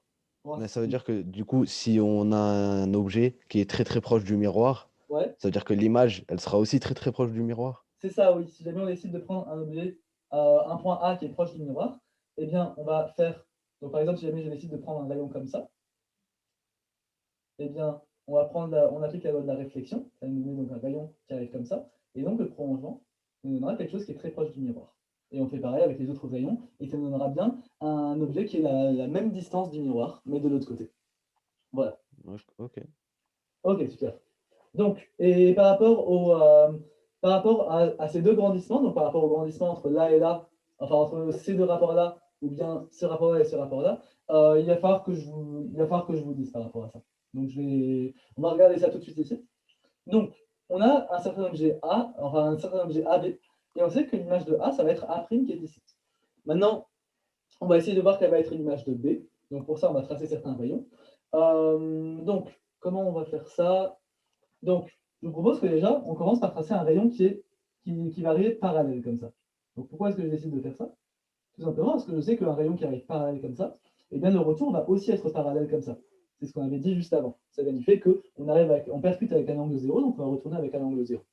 Et autrement dit, maintenant, ce qu'on va faire, comme nous, ce qui nous intéresse, ça va être le prolongement du rayon, eh bien, on va prendre son prolongement comme ça. Hop là. Et ça va nous donner quelque chose ici. Voilà. Et maintenant, on va prendre un autre rayon. Donc, je ne sais pas lequel on pourrait prendre. On pourrait par exemple prendre celui-là, celui qui. En fait, on pourrait prendre n'importe quel point, mais ici, je prends juste des points qui vont me faciliter la construction sur ma figure. Donc, par exemple, ici, j'ai décidé de prendre un rayon parallèle parce que je sais que je ne me tromperai pas sur l'angle. Un autre truc que je pourrais prendre ici, puisqu'il nous faudra au moins deux rayons pour voir où les rayons vont se croiser. Comme le système est stigmatique, ça nous donnera bien l'endroit où est l'image de B. Je vais vous donner quelque chose comme ça. Donc, on a le rayon qui fait quelque chose comme ça. Et après, d'après la loi de la réflexion, il va repartir comme ça. Et maintenant, on a juste à reprendre le prolongement et ça va nous donner quelque chose comme ça. Voilà. Hop là. Et donc, on aura notre point B'. J'ai une question. Il n'y a pas une loi qui dit qu'un rayon qui arrive parallèlement à l'axe optique ressort en passant par le foyer image? Eh bien, ça, c'est justement une des conséquences de la loi de la réflexion. Et on va voir ça après. En fait, pour ça, il va falloir qu'on introduise les foyers objets et le foyer image. Et comme a dit Justine, c'est seulement pour les lentilles que cette loi est valable. Ça vient Ah, du ok. fait que, comme on a vu ici, si jamais on considère un miroir, et bien cette fois-ci, ça va pas. Toi, ce que tu proposais, c'est que ça fasse quelque chose qui est comme ça. Et comme on a vu, on sait que la loi de la réflexion nous dit que ça va faire quelque chose comme ça, et après, il faudrait prendre le prolongement comme ça. Je vais effacer ça pour ne pas induire en confusion. Mais tu as raison, dans le cas des lentilles, on va pouvoir montrer que ça donne, que ça donne la relation que ça donne. Pour ça, il faudra qu'on introduise les notions de point focal image et de point focal objet. Et ça, on en parlera quand on étudiera les miroirs concaves et convexes qu'on va étudier juste après. Voilà. Donc, finalement, on a réussi à tracer l'image. Et là, on voit que ce qui se passe, c'est que l'image, c'est exactement la même là aussi. C'est la même image, elle est de même taille aussi, elle est dans le même sens. Voilà. Donc, on s'était posé la question au début de la discussion de comment l'image allait se comporter. Et là, on voit qu'elle va être la même. Et du coup, Mohamed, je me rappelle plus si ce que tu as dit est une loi universelle, dans le sens, est-ce que le rapport entre ça et ça, c'est la même chose que le rapport entre ça et ça? Mais en tout cas, c'est bien ça. C'est-à-dire que le gamma, ici, qui est qui est donc le grandissement, eh bien, il va être égal à A', V' sur AB. Ça fait beaucoup de traits, de fractions. Et donc, on sait que A'B', c'est la même chose que AB, et donc ça va nous donner simplement 1. Voilà. Donc là, on est tombé sur une image qui était virtuelle, parce qu'on considérait ses prolongements, et qui était à la même distance, et qui était de la même taille. Et qui était dans le même sens aussi d'orientation. Voilà. Donc le miroir peint, ça nous donne vraiment les relations les plus simples possibles dans ce qu'on considère. Voilà. Et je pense qu'on peut arrêter l'étude de ce système ici. Est-ce que vous avez des questions par rapport aux différents tracés qu'on a fait? On n'a pas défini les plans, juste. Définir les plans. Genre plan image réelle, plan, etc. Tu vois ce que je veux dire ou pas? Les plans focal objet et les plans focal image, c'est ça? Non, les plans image réelle et image, je sais plus comment on dit, image virtuelle et tout. Genre à gauche, ça Ouais. va être une partie du plan image virtuelle Oui, et tout. c'est-à-dire que toi, ce que tu voulais qu'on fasse, c'est qu'en fonction de la distance où était le point AB, eh bien, ça allait nous donner une certaine image qui était soit réelle, soit virtuelle. Si jamais on était plus devant, ça serait un objet virtuel, etc., etc., c'est ça? Ouais. Ok. En fait, ici, ce qu'on a vu, c'est que si jamais on prenait un objet, quelle que soit sa distance, eh bien, on allait forcément avoir une image qui serait virtuelle. Donc là, dans notre cas, enfin, comme tu as dit, dans la plupart des systèmes optiques qui sont un peu plus compliqués, eh bien, on aura différents cas à distinguer. On pourra avoir un objet réel et une image virtuelle, un objet réel et une image réelle, etc., etc.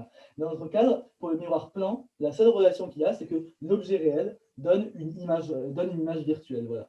Donc, la discussion que tu proposes, elle est très intéressante, et c'est celle qu'on va faire justement pour les prochains systèmes, qui vont être les miroirs concaves et convexes. Voilà. C'est comme a dit Justine ici, l'image, elle va être virtuelle. Voilà. Voilà. J'espère que j'ai répondu à ta question.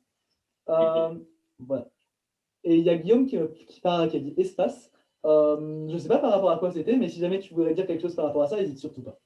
C'était 3 fois rien. C'était quand on parlait des plans réels et virtuels, je pense que c'était plutôt le côté espace réel et espace virtuel.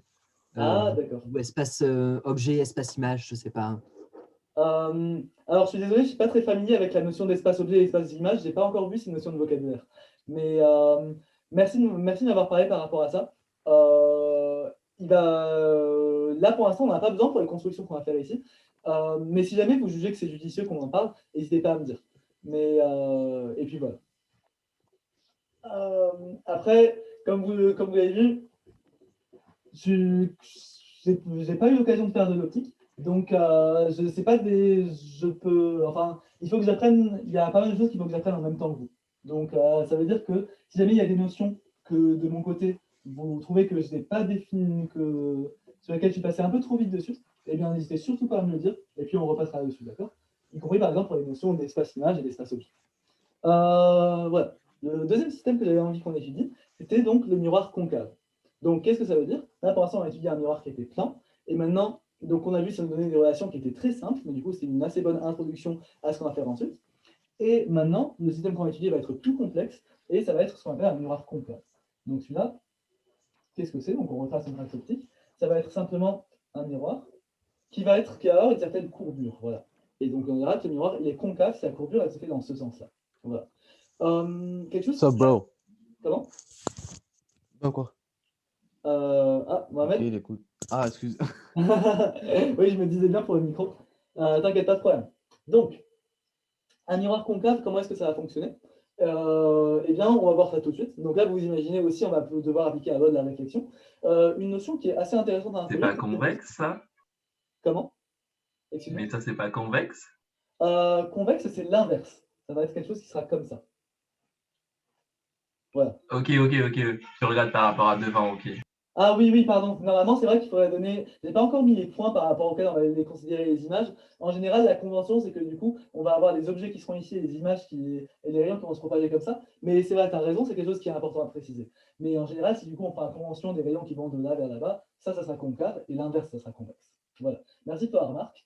Une notion qui est importante, qui est plutôt cool à construire dans notre cas, plutôt cool, je ne sais pas si c'est le mot, mais c'est le centre du miroir. Donc le centre, ça veut dire que ici on a une certaine courbure qui va nous donner un cercle si jamais on la prolonge, comme ça, etc. Et donc on peut placer un centre quelque part. On peut placer le centre de ce cercle qu'on pourrait créer. Le centre, on va le mettre ici, peut-être le centre C. Voilà. Donc là aussi, on va essayer de voir comment est-ce que les rayons vont comment est-ce que les objets vont se comporter par rapport à ça. Ok. Donc, comment est-ce qu'on va faire ça? Là aussi, on va prendre un certain objet. Alors, attendez juste. Donc, imaginons qu'on prenne un certain objet AB comme ça. Voilà. Et bien là aussi, on va essayer de voir qu'est-ce qui va se passer si jamais on décide de considérer le miroir. Enfin, si jamais on décide de considérer le trajet de la rayon. Donc, on va déjà commencer par le point A, tout simplement, et on va voir ce que ça va donner. Donc, il y a un rayon qui va arriver comme ça. Hop là. Et puis après, qu'est-ce qui va se passer? Eh bien, ce rayon, il va rebondir lui aussi. Alors, ici, donc on sait qu'il va à chaque fois rebondir par rapport à la normale. Dans notre cas, comme on a quelque chose qui est courbé, c'est un peu plus dur de voir la normale. Et ce qu'on va faire, c'est qu'on va considérer, là, il me semble que c'était Mohamed qui avait défini ça, l'espace tangent à la normale. Donc, quelque chose comme ça. Là, ça vous fait un plan qui est tangent, du coup, à l'endroit qu'on percute. Voilà. Que je n'ai pas très bien dessiné dans notre cas. Attendez juste. Je vais essayer de faire une courbure un petit peu meilleure, puisque là, du coup, si jamais je me trompe, ça ne va pas donner quelque chose d'extrêmement bon. Donc, hop. Attendez juste. J'aimerais faire en sorte qu'on voit bien le trajet des rayons. Donc, on va essayer de faire. J'espère que ça donnera quelque chose de mieux si on fait ça comme ça. Voilà. Excusez-moi pour l'hésitation. Donc, ici, on va tracer le plan, du coup, comme ça. Et ce qui va se passer, c'est que donc, on va percuter avec un certain angle.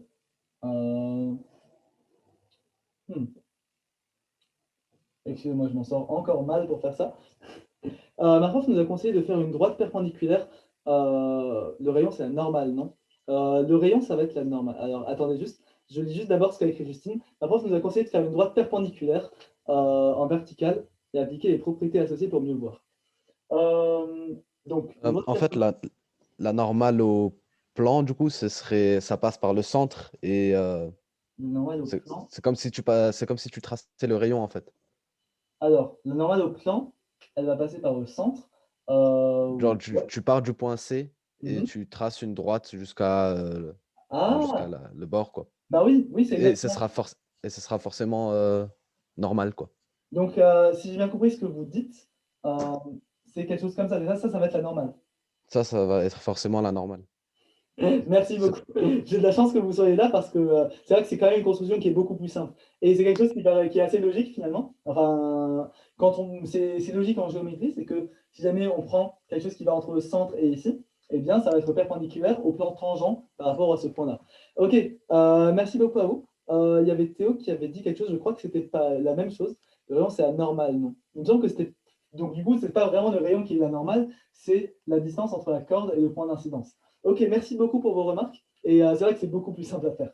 Donc ici, on va avoir un certain angle ici. Et donc, ça va revenir avec un autre angle comme ça. Donc, on va le faire. C'est un très bon conseil que votre prof vous a donné. Ok, super. Et puis, donc, ça va nous donner une image qui sera comme ça. Voilà. On va essayer de le faire avec un autre point. Donc, par exemple, un point qui serait ici. Ok. Et donc, cette fois-ci, je vais suivre le conseil et prendre donc et tracer la normale en utilisant la notion de centre. Hop là, qui est beaucoup plus simple que de tracer un plan tangent à l'œil nu, entre guillemets. Et donc cette fois-ci, donc on avait un certain nombre comme ça, et ça va nous donner un trajectoire qui va faire quelque chose comme ça. Donc, Voilà, et ça fait quelque chose qui sera comme ça. Hop là, voilà. Donc, on voit en fait que si jamais on a un certain point A, et que ce point il est avant le centre en tout cas, eh bien on va avoir une certaine image qui va se construire ici. Voilà. Et dans notre cas, ça va être des rayons qui vont se croiser et pas les prolongements. Et donc ça nous donnera bien une image qui sera réelle ici. J'ai pas trop compris la réflexion et comment on dessine la réflexion. Mehdi, tu parles par rapport au miroir concave qu'on étudie ici, ou bien même par rapport au miroir plan, il y avait un souci par rapport à comment dessiner la réflexion. Est-ce que ici le problème vient du fait que, comme il y a une courbure, eh bien, il y a une notion de plan tangent qui rentre en compte? Ou bien pour le miroir plan, il y avait aussi un souci? Le miroir concave, ok, d'accord. Alors, là, ce qui s'est passé, et avec l'aide du coup, avec l'aide de Justine et de Mohamed, voilà comment on a fait. Donc, on voit que le rayon, il a percuté un certain endroit du miroir. Et à la loi de la réflexion, donc je vais le faire ici. Donc, il percute. Nail, Ouais, moi en fait ce que je disais c'est que pour visualiser la lentille, au lieu de faire un arc de cercle, tu ouais, fais vraiment juste une droite et ok. c'est avec les extrémités en fonction de si tu mets, comment dire, un peu c'est comme mon petit schéma là que j'ai fait. Soit tu as les flèches comme ça, donc ça c'est convexe, Ouais. et soit dans l'autre sens. Oups, pardon, je me suis trompée. Et là, Voilà, comme ça. et ça, c'est comme ça, Et déjà. Comme... Attends. Pour les ouais, lentilles, je sais qu'on avait ça. ça Euh, c'est convexe du coup. ouais. Et en fait, du coup, à partir de là, tu appliques juste les propriétés, quoi. Et À ça partir t'évite de faire ce problème de cercle et tout. Ouais, ouais, ouais. Merci Voilà. beaucoup. Alors, le fait d'illustrer ça schématiquement, justement, c'est quelque chose que j'avais envie de faire après, par la suite, juste après avoir fait ça sous forme de cercle. Là, je voulais vraiment l'illustrer à l'aide justement des doigts d'optique, mais tu as totalement raison, c'est beaucoup mieux de le faire avec ça. Et juste après, on va voir du coup ce que ça donnera avec le bon formalisme. Et avec le formalisme, là, j'avais envie d'introduire la notion de plan focal image et de plan focal objet. Mais oui, merci beaucoup pour cette remarque. Et c'est vrai qu'en général, le miroir concave, enfin, les systèmes optiques, on va tous leur donner une certaine notation. Et ici, dans notre cadre, enfin, et dans le cadre du miroir concave, c'est comme a dit Justine, ça donnait quelque chose qui sera comme ça. Voilà. Merci pour la remarque. Et on va approfondir ce que tu viens de dire juste après. Là, j'explique juste d'abord comment ça fonctionne par rapport à la Euh, loi de la réflexion, pour Mehdi. Excuse-moi, c'est juste que dans mon cours, Mhm. c'est les rayons réfractés qui forment l'image, alors que ici, c'est les rayons réfléchis, du coup. Alors, dans le cadre d'un miroir, on Concave, n'est pas oui. censé avoir de rayon réfracté, puisque quand le rayon... Ah, miroir. Ah, excuse-moi. Moi, je T'inquiète croyais pas, qu'on là était tu parlais dans aux avec les lentilles, c'est ça? dioptres. Là, Non, ouais, là tu pensais aux au dioptres, donc dioptre aux lentilles. concave. Du coup. Ouais, on Ouais. va aller dans les lentilles, dans le cadre des lentilles convergentes et divergentes. Eh bien, ça va être, cette fois-ci, ça va être les rayons réfractés qui vont être pris en compte et qui vont former une image. Ici, dans notre cas, Ouais. par contre, c'est les rayons réfléchis qui vont être pris. Voilà. Ouais, ok, excuse-moi. T'inquiète, c'est une très bonne remarque. Et puis vous m'aidez beaucoup à construire ce cours, donc merci à vous. Quand on fera les exercices, je serai mieux entraîné par rapport à ça. Donc. Par rapport à ça, normalement, ce qui se passe, c'est que on a donc un rayon qui arrive comme ça. Et ce que nous dit la loi de la réflexion, c'est que quand il va arriver avec un certain angle par rapport à un normal, eh bien, il va repartir avec le même angle par rapport à la normale. Ce qui se passait jusqu'à maintenant, comme on avait un miroir plan, c'est que comme on avait ça comme ça, et bien quand le rayon y arrivait, on pouvait directement dire que le rayon il repartait comme ça, avec un certain angle par rapport à la normale. Voilà. Ici, dans notre cadre, c'est plus compliqué de voir où est le plan. Et donc, comment est-ce qu'on va faire ça? Eh bien, on va utiliser la très bonne remarque que Mohamed avait faite. C'est que si jamais on a le centre du miroir qui est comme ça, eh bien, eh bien, la distance entre là et là, ça va en fait nous donner, ça va nous donner une droite qui en fait est perpendiculaire au plan qu'on pourrait tracer comme ça, qui est tangent au cercle. Autrement dit, ce truc-là, c'est la normale. Et donc finalement, comme on a un certain angle ici, on va repartir avec le même angle ici. C'est très moche dans mon cas. Parce qu'encore une fois, au cas où vous l'auriez oublié, je ne sais pas dessiner. Et du coup, ça donnerait un rayon réfléchi qui serait comme ça. Donc, autrement dit, on applique encore une fois juste le fait qu'on a le même angle. Et la seule différence ici avec le miroir plein, c'est que, dans notre cas, c'est plus dur de trouver les points d'incidence, mais du coup, on utilise la notion de centre pour le faire. Voilà. J'espère que c'est plus clair. Si jamais il y a des questions par rapport à ça, n'hésitez pas. Okay, on va passer encore un petit peu de temps là-dessus. Si jamais, par exemple, ce que je dis n'est pas assez clair, vous pouvez me le dire. T'inquiète, avec plaisir. Ok, donc on va juste terminer par rapport à ça. Donc, on a vu que comme ça, on pouvait donner une certaine image. Si jamais on avait le point A, eh bien, en appliquant exactement ce qu'on avait fait ici, on pouvait trouver l'image. On pourrait faire la même chose avec le point B, par exemple. Donc, c'est ce qu'on va faire là. Et puis après, on va introduire un formalisme qui va nous faciliter beaucoup cette étude. Donc ici, je vais juste enlever les traits de construction qui ne nous servent plus. Et comme ça, on va pouvoir créer le point B', cette fois-ci. Donc, il me semble que j'avais mis le centre ici. Pas très malin de ma part de l'effacer. Et donc, si jamais on décide de créer l'image de B, et bien là aussi, on va prendre un certain rayon, n'importe lequel, et on va faire quelque chose comme ça. Voilà. Et puis, là, on va regarder par rapport au centre. Donc, le centre, quelque chose comme ça qui se fait. Voilà. Et, alors, attendez, est-ce que j'ai pas un problème par rapport à ma construction? Puisque là, du coup, si j'ai bien fait mon truc, ça va dire que le rayon il repartira comme ça. Ce qui est un problème. En plus, j'ai mal fait ça. Donc, attendez. Est-ce que quelqu'un pourrait me dire si j'ai pas fait un problème par rapport à ma construction ici? Ton trait de B doit passer avant C, non? Normalement, le fait qu'on fasse passer avant ou après C, ça n'a pas. Attends, je vais faire comme tu as dit, je vais faire passer le trait de B avant C. Oui. Je pense que c'est ton rayon qui était mal tracé. Mon rayon était mal En fait, tracé. je crois que c'est censé se croiser et inverser de sens, quoi. C'est censé inverser de sens, oui. Et puis on a vu que, enfin, le système, on va pouvoir montrer qu'il est aplénétique. Autrement dit, on va avoir une image qui sera parallèle à l'objet. Donc ça aurait été quelque chose de bizarre au niveau de la construction. Mais attendez, je vais faire comme vous avez dit. Donc, on va essayer de faire ça mieux qu'avant. Ou sinon, géométriquement, ça part ton trait B passe avant G. Ou sinon, géométriquement, ça part à gauche. Alors attendez. Géométriquement, ça part à gauche. Alors attendez. Donc je vais faire passer le trait B avant le point C. Comme vous l'avez dit. Voilà. Et dans ce cas, si on décide de tracer la normale, ça va donner quelque chose comme ça. Et puis après, on aurait quelque chose qui ferait comme ça, je crois. Normalement, c'est quelque chose qui est bien fait. Voilà. Donc là, j'ai fait la même chose, j'ai appliqué la réflexion, ça repart avec le même angle. Ok, super, merci. C'est pas facile de reconstruire tout ça. Et puis, en tout cas, pour moi, c'est pas facile. Et puis, on va faire exactement la même chose avec un autre rayon. Donc là aussi, on va le prendre comme ça, par exemple. Hop là. Et donc là aussi, encore une fois, on cherche la normale, comme ça. Voilà.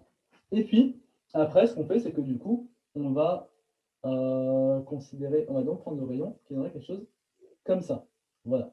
Donc là aussi, même angle, même angle. Et ça donnerait donc le point B' qui est ici. Et donc là, on voit que si on fait l'approximation des dessins très moches, eh bien, c'est bien un système qui est aplanétique et stigmatique. Du coup, c'est parfait.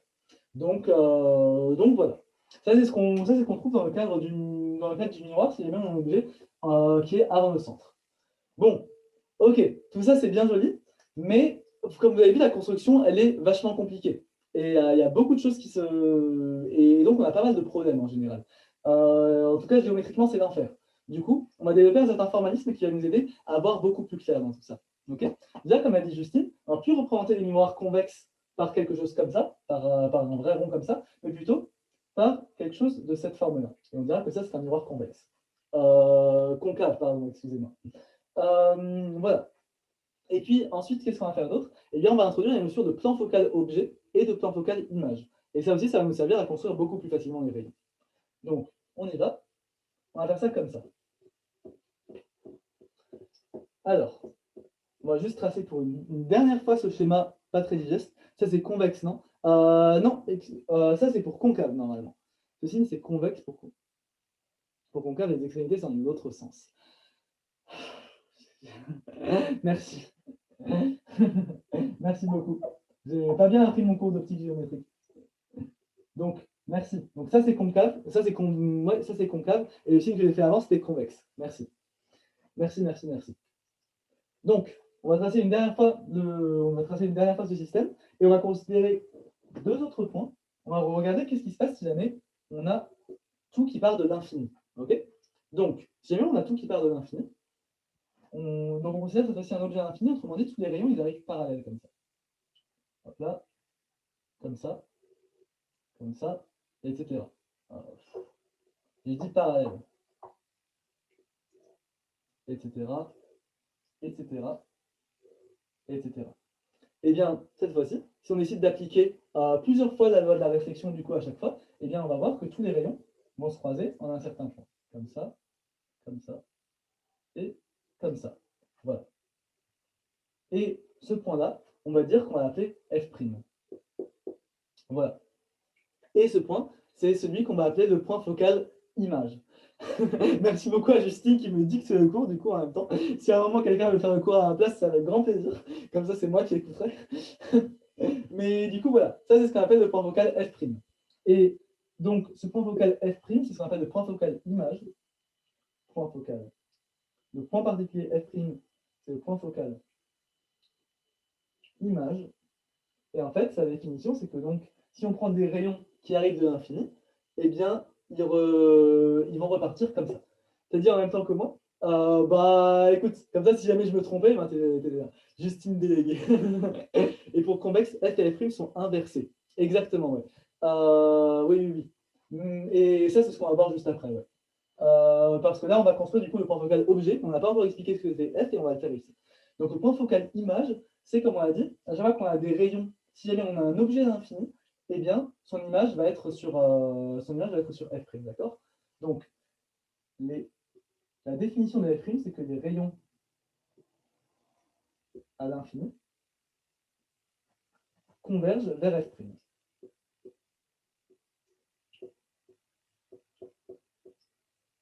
Voilà. OK. Et réciproquement, qu'est-ce qui va se passer si jamais on prend... là, on a vu que quand les rayons arrivaient de l'infini, ils allaient tous converger vers un point. Qu'est-ce qui va se passer par contre si jamais on prend on prend des rayons qui commencent par un certain point? Comment est-ce qu'on va devoir choisir pour qu'ils arrivent de l'infini, enfin pour qu'ils repartent à l'infini? Est-ce que quelqu'un pourrait me dire, s'il vous plaît? Moi, je ne vois pas Ils ce que convergent tous sur un point du miroir. Alors, excuse-moi, je n'ai pas bien entendu. Je vais juste réécrire ça un peu mieux parce que c'est dans le reflet. Merci. Est-ce que tu peux redire ce que tu as dit, s'il te plaît? Ils convergent tous vers un point du miroir et ils sortiront tous à l'infini. C'est ça, donc ça veut dire qu'on va avoir un certain point ici pour lequel eh bien, les rayons ils vont tous repartir comme ça à l'infini. Est-ce que tu sais lequel c'est ce point-là?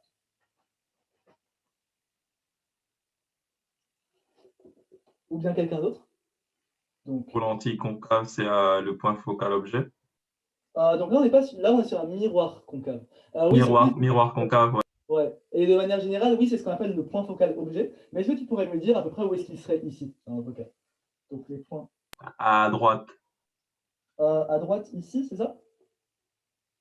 Donc quelque part ici. Ouais, Donc ça voudrait dire que si jamais on prend des objets, des rayons qui partent de là, eh bien ça voudrait dire qu'ils repartiraient en plus infini comme ça, c'est ça? peut-être. Peut-être. T'as pas l'air totalement convaincu. D'abord, c'est quelqu'un d'autre qui a quelque chose d'autre à proposer. Je finis juste d'écrire la définition en attendant. Les points à plus infini. Donc là, c'était ce que j'avais écrit, mais qui avait du reflet. Convergent. Au début, on avait dit que genre, la lumière, elle pouvait faire les trajets inverses aussi. C'est ça, exactement. Du coup, F, c'est aussi sur F'. Ouais, c'est parfait, c'est exactement ça. Ma question, Gracia, c'était justement ça. C'était que là, on a vu que si jamais on prenait des rayons à l'infini, eh bien, en appliquant la loi de la réflexion, on voyait qu'ils convergeaient tous vers un certain point, qu'on appelait F'. Et là, réciproquement, on essayait de voir, est-ce qu'on ne peut pas trouver un certain point F pour lequel, si les rayons partent de là, ils vont tous repartir en plus l'infini.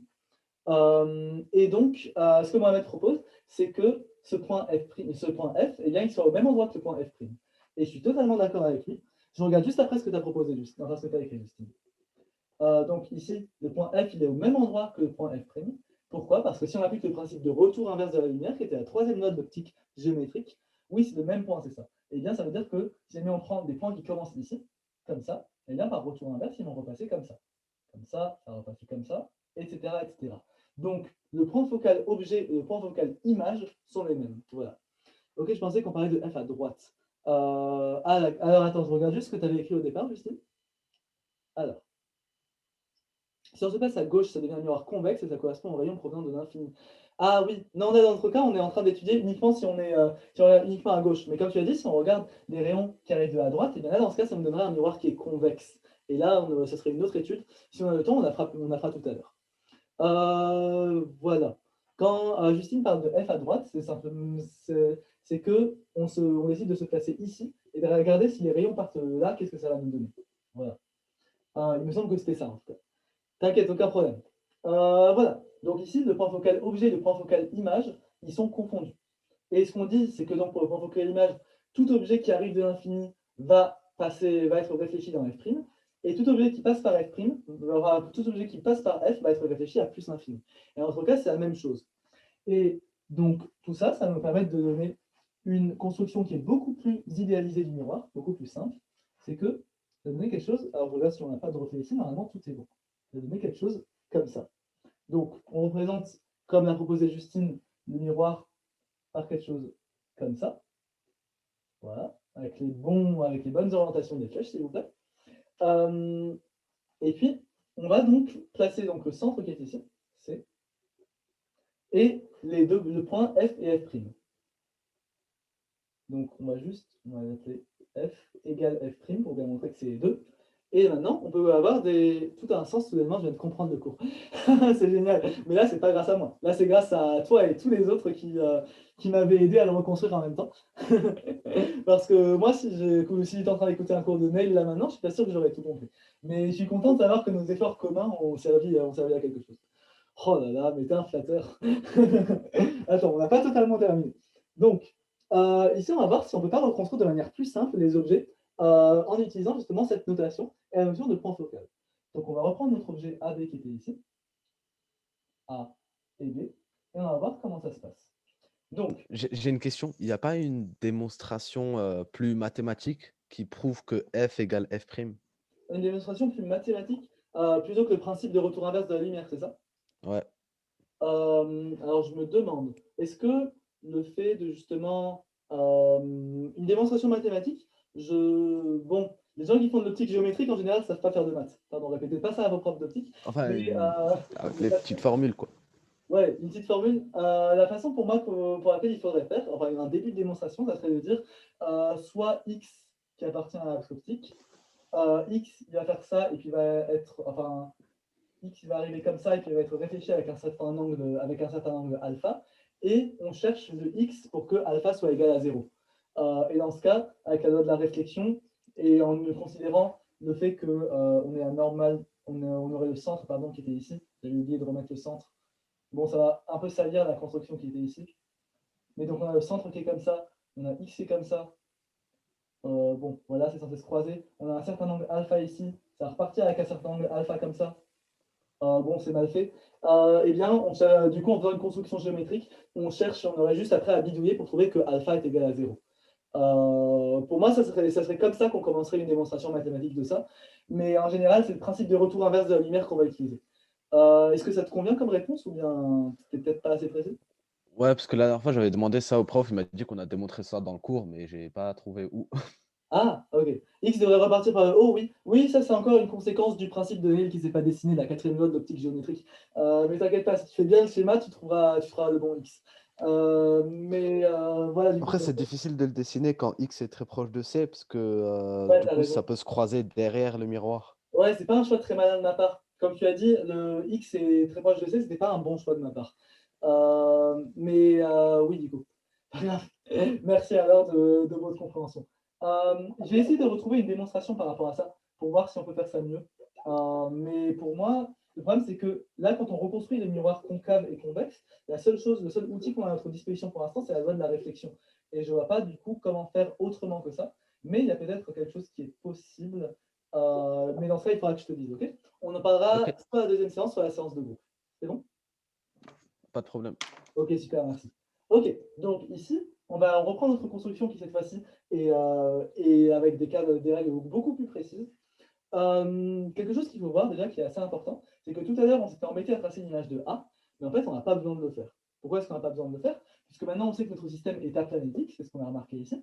Donc, ça veut dire que si on trouve une image de B, donc imaginons par exemple que l'image de B soit ici, on ne sait pas encore, les primes, eh bien, on aura juste A qui sera ici, comme ça, puisqu'on sait que pour un système aplanétique, ça, c'est parallèle à ça. Autrement dit, on va juste chercher l'image de B, et puis ça nous donnera directement toute l'image A'B'. Voilà, donc c'est ce qu'on va faire ici. Et on va utiliser justement ce qu'on avait dit avant. Si on prend un rayon qui arrive de l'infini, on va faire quelque chose comme ça. Et là, ce qu'on dit, c'est qu'il va forcément repasser par le point focal F'. C'est ce qu'on avait montré avant. Donc ça va donner, c'est comme ça qu'on a construit F' finalement. Et donc ça va nous donner quelque chose comme ça. Oups. Non, ça ne va pas nous donner quelque chose comme ça. Ça va nous donner quelque chose comme ça. Hop là. Voilà. Donc ça va nous donner un rayon comme ça. Maintenant, on va juste tracer un autre rayon pour que justement on puisse avoir, et on sait que le croisement des deux rayons, ça va nous donner finalement l'image B', puisque notre système, on a vu qu'il était stigmatique. Donc autrement dit, un croisement, ça suffit à déterminer les images. Est-ce que vous pouvez me dire le deuxième rayon, ce qu'on pourrait tracer, qui sera utile? Donc là, j'ai tracé un rayon qui arrivait comme ça parallèlement, qui arrivait de l'infini, et il est repassé ici grâce au point focal, grâce à ce qu'on a dit sur le point focal. Excuse-moi, Mohamed, je t'ai coupé. Un rayon qui passe par le centre n'est pas dévié. Alors, attention, là, quand tu parles du centre, Ça veut dire tu traces une droite qui passe par B et C, ouais, et du coup, ça revient dans le même truc. ça revient dans le même truc. Ouais, Ça revient pareil. Ouais. je crois que... Ouais, tu as raison. Ici, moi, il y avait un autre point auquel je pensais, c'est celui que Gracia propose. Voilà, c'est donc ce que tu dis, il me semble que c'est carrément vrai, enfin c'est même vrai, puisque finalement, ça va dire que notre rayon, il fera un angle alpha égale 0 par rapport à la normale, et donc il arrivera comme ça par la loi de la réflexion. Mais Ouais. ici, on va plutôt utiliser ce que Gracia et Théo ont proposé ici, c'est que on a construit le point focal objet et le point focal image, et donc on va les utiliser. Ici, on a utilisé le point focal image en disant que à l'infini, ça ressortait par F'. Maintenant, on va utiliser le point focal objet en disant que par F', ça ressort par l'infini. Donc, c'est ce qu'on va faire ici. Mais comme tu l'as dit, ce qu'on fait sur le centre, c'est exactement la même chose. Et donc, on va essayer de montrer ça. Enfin, je pense qu'on va tracer le troisième rayon qui passe par le centre. Hop là, attends. Ça fait plus ou moins quelque chose comme ça. Voilà. Et donc là, ce qu'on nous dit, c'est que quand on est passé par le point focal objet, F, eh bien, ça va repartir à l'infini. Autrement dit, ça va faire quelque chose comme ça. Et donc, on sera ici, on aura le point B qui sera là. Voilà, puisque le croisement, puisque comme on est sur un système stigmatique, ça marche ça. Je viens de voir une capture d'écran de la part de Justine, on va regarder ça tout de suite. Et donc finalement, comme le système est aplanétique, eh bien, ça nous donne quelque chose, ça nous donne le point A qui est ici. Enfin, le point A', pardon. Celui-là, il faudrait que j'appelle B'. Et donc, ça nous donne quelque chose comme ça. Et donc, on a une image qui est réelle, puisque ce sont les rayons qui se croisent et pas leur prolongement, et elle est renversée. Mehdi, avec grand plaisir. Et ça marche, on va pas trop tarder à s'arrêter. Et ok. Il y a l'enregistrement qui va être disponible d'ailleurs de la séance. Passe une très très bonne journée. Et ciao. Alors, merci beaucoup pour la construction, Justine. Je regarde ça juste après pour la construction du regard du miroir concave. Et puis je regarderai ça du coup. Merci beaucoup. Et je pense que ça pourra intéresser les autres aussi. Donc, là, on a tracé deux rayons. On a vu que ça nous a suffi à trouver des primes. Maintenant, on va juste regarder avec l'hypothèse de Mohamed, qu'est-ce que ça nous donnerait. Donc, un rayon qui passe par le centre, je vais le faire en rouge. Donc, ça, grâce à la loi de la réflexion, on sait qu'il ne sera pas dévié. Voilà. Donc, on fait quelque chose comme ça. Là, ça va rencontrer le miroir. Je vais un petit peu agrandir la figure pour qu'on voit bien ça. Voilà. Et puis, voilà. Et puis, donc, il arrive comme ça. Et là, comme il n'est pas dévié, ça veut dire que la réflexion va donner ça. Voilà. Autrement dit, il va réarriver au même point dont on avait parlé avant. Ici, il n'est pas très bien dessiné, mais c'est bien ce point-là.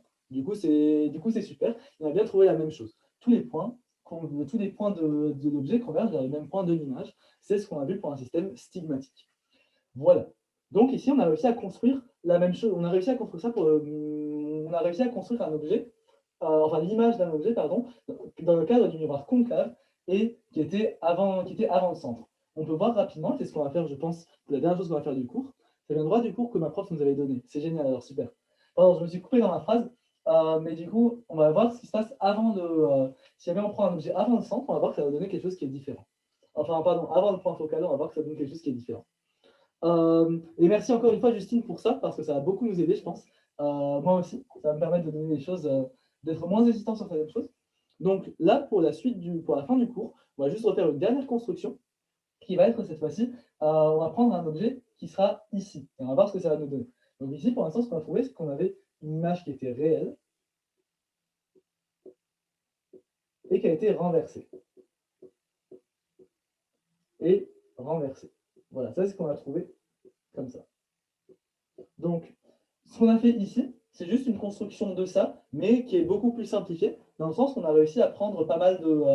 dans le sens où on a réussi à construire deux notions qui sont utiles, le point focal objet et le point focal image. Et puis il y a aussi Mohamed qui nous a donné la très bonne remarque qu'un rayon n'était pas dévié, un rayon qui passait par le centre. Ce n'est pas une remarque qui nous a servi ici, puisqu'il nous suffit juste de 2 points pour construire du coup une image, mais avoir un troisième point qui nous confirme ça, et qui parfois est plus pratique à tracer, c'est toujours une très bonne chose. Donc voilà par rapport à ça. Ok, donc là on va essayer de faire exactement la même chose par rapport, donc toujours au miroir concave, mais cette fois-ci, qu'est-ce qui va se passer si jamais on prend AB qui est à un autre endroit, qui par exemple est ici. On va voir ça ensemble. Donc on trace notre axe optique, on met notre miroir comme ça, on met ça comme ça, et comme ça, et puis, quoi d'autre? Donc on avait notre point, on avait notre centre C qui était ici, on avait F égale F' qui était là, et puis maintenant on va essayer de voir ce que ça va nous donner. Donc, on a dit qu'on prenait un objet AB qui était ici.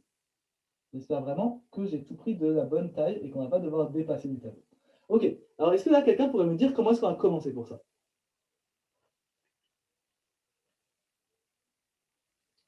Bon, moi, perso, je fais toujours la même chose. Du coup, s'il y a celui qui passe par le centre, il n'est pas dévié. Ouais. Et celui qui vient parallèlement, il ressort par le foyer. Ok, donc toi tu utilises tout le temps le centre. On va aussi utiliser le centre et puis on va tracer le foyer objet et le foyer image. Comme ça, on verra bien comment ça marche avec tous les rayons. On va commencer d'abord par utiliser les points F et F', et après on utilisera le centre comme tu l'as dit. Donc, on sait qu'un rayon qui arrive parallèlement comme ça, eh bien, ce qu'on nous dit, c'est qu'il y a forcément, il y a forcément après arriver sur F. Alors, je regarde juste si j'écris pas de bêtises. Il va forcément repasser comme ça. Donc, ça, c'est ce qu'on avait dit, c'était la définition du foyer image. Donc, il va repasser par F'. Voilà, ça nous donne quelque chose comme ça. Hop là.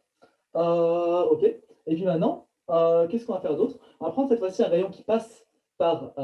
enfin, Mohamed nous propose d'utiliser donc le centre. Le rayon ne passe pas par F et on prend son prolongement. C'est exactement ça, Justine. Donc comme dit, Mohamed, il nous propose de passer par le centre. Et donc là, ce qu'on ferait, c'est qu'on dirait... donc un rayon qui passe par le centre n'est pas dévié. Et, donc, on n'est pas obligé de prendre toujours 3 non, en fait, rayons.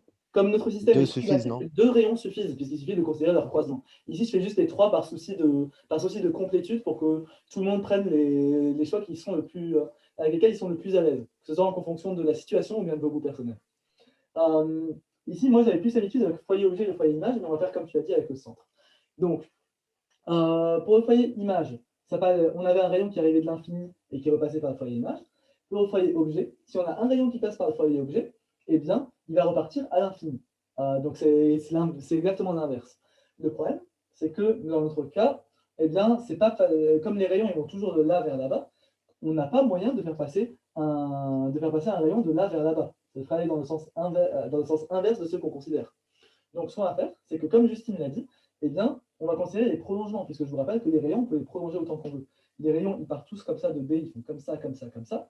Et bien là, on va considérer un prolongement d'un rayon de B, qui sera quelque chose qui fait comme ça. Voilà. Et puis après, on fera quelque chose comme ça. Voilà. Donc on a un rayon qui passe comme ça, et on a bien son prolongement qui passe par F. Autrement dit, il va repartir en infini comme ça. Voilà, par définition du foyer objet, qui du coup, dans notre cas, est la même chose que le foyer image. Et donc, maintenant, la dernière chose qu'on a à faire, qu'est-ce que c'est? Eh bien, là encore, on a un problème, c'est que nos rayons ne se croisent pas. Mais ça, on a dit que ce n'était pas grave, puisque si nos rayons ne se croisent pas, qu'est-ce qu'on fait? On prend leur prolongement. Donc là, je vais juste prolonger celui-là, comme ça.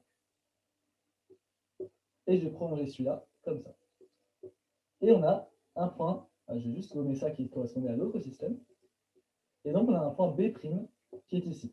Et autrement dit, comme le système est aplanétique, eh bien, on aura un point A' qui sera ici.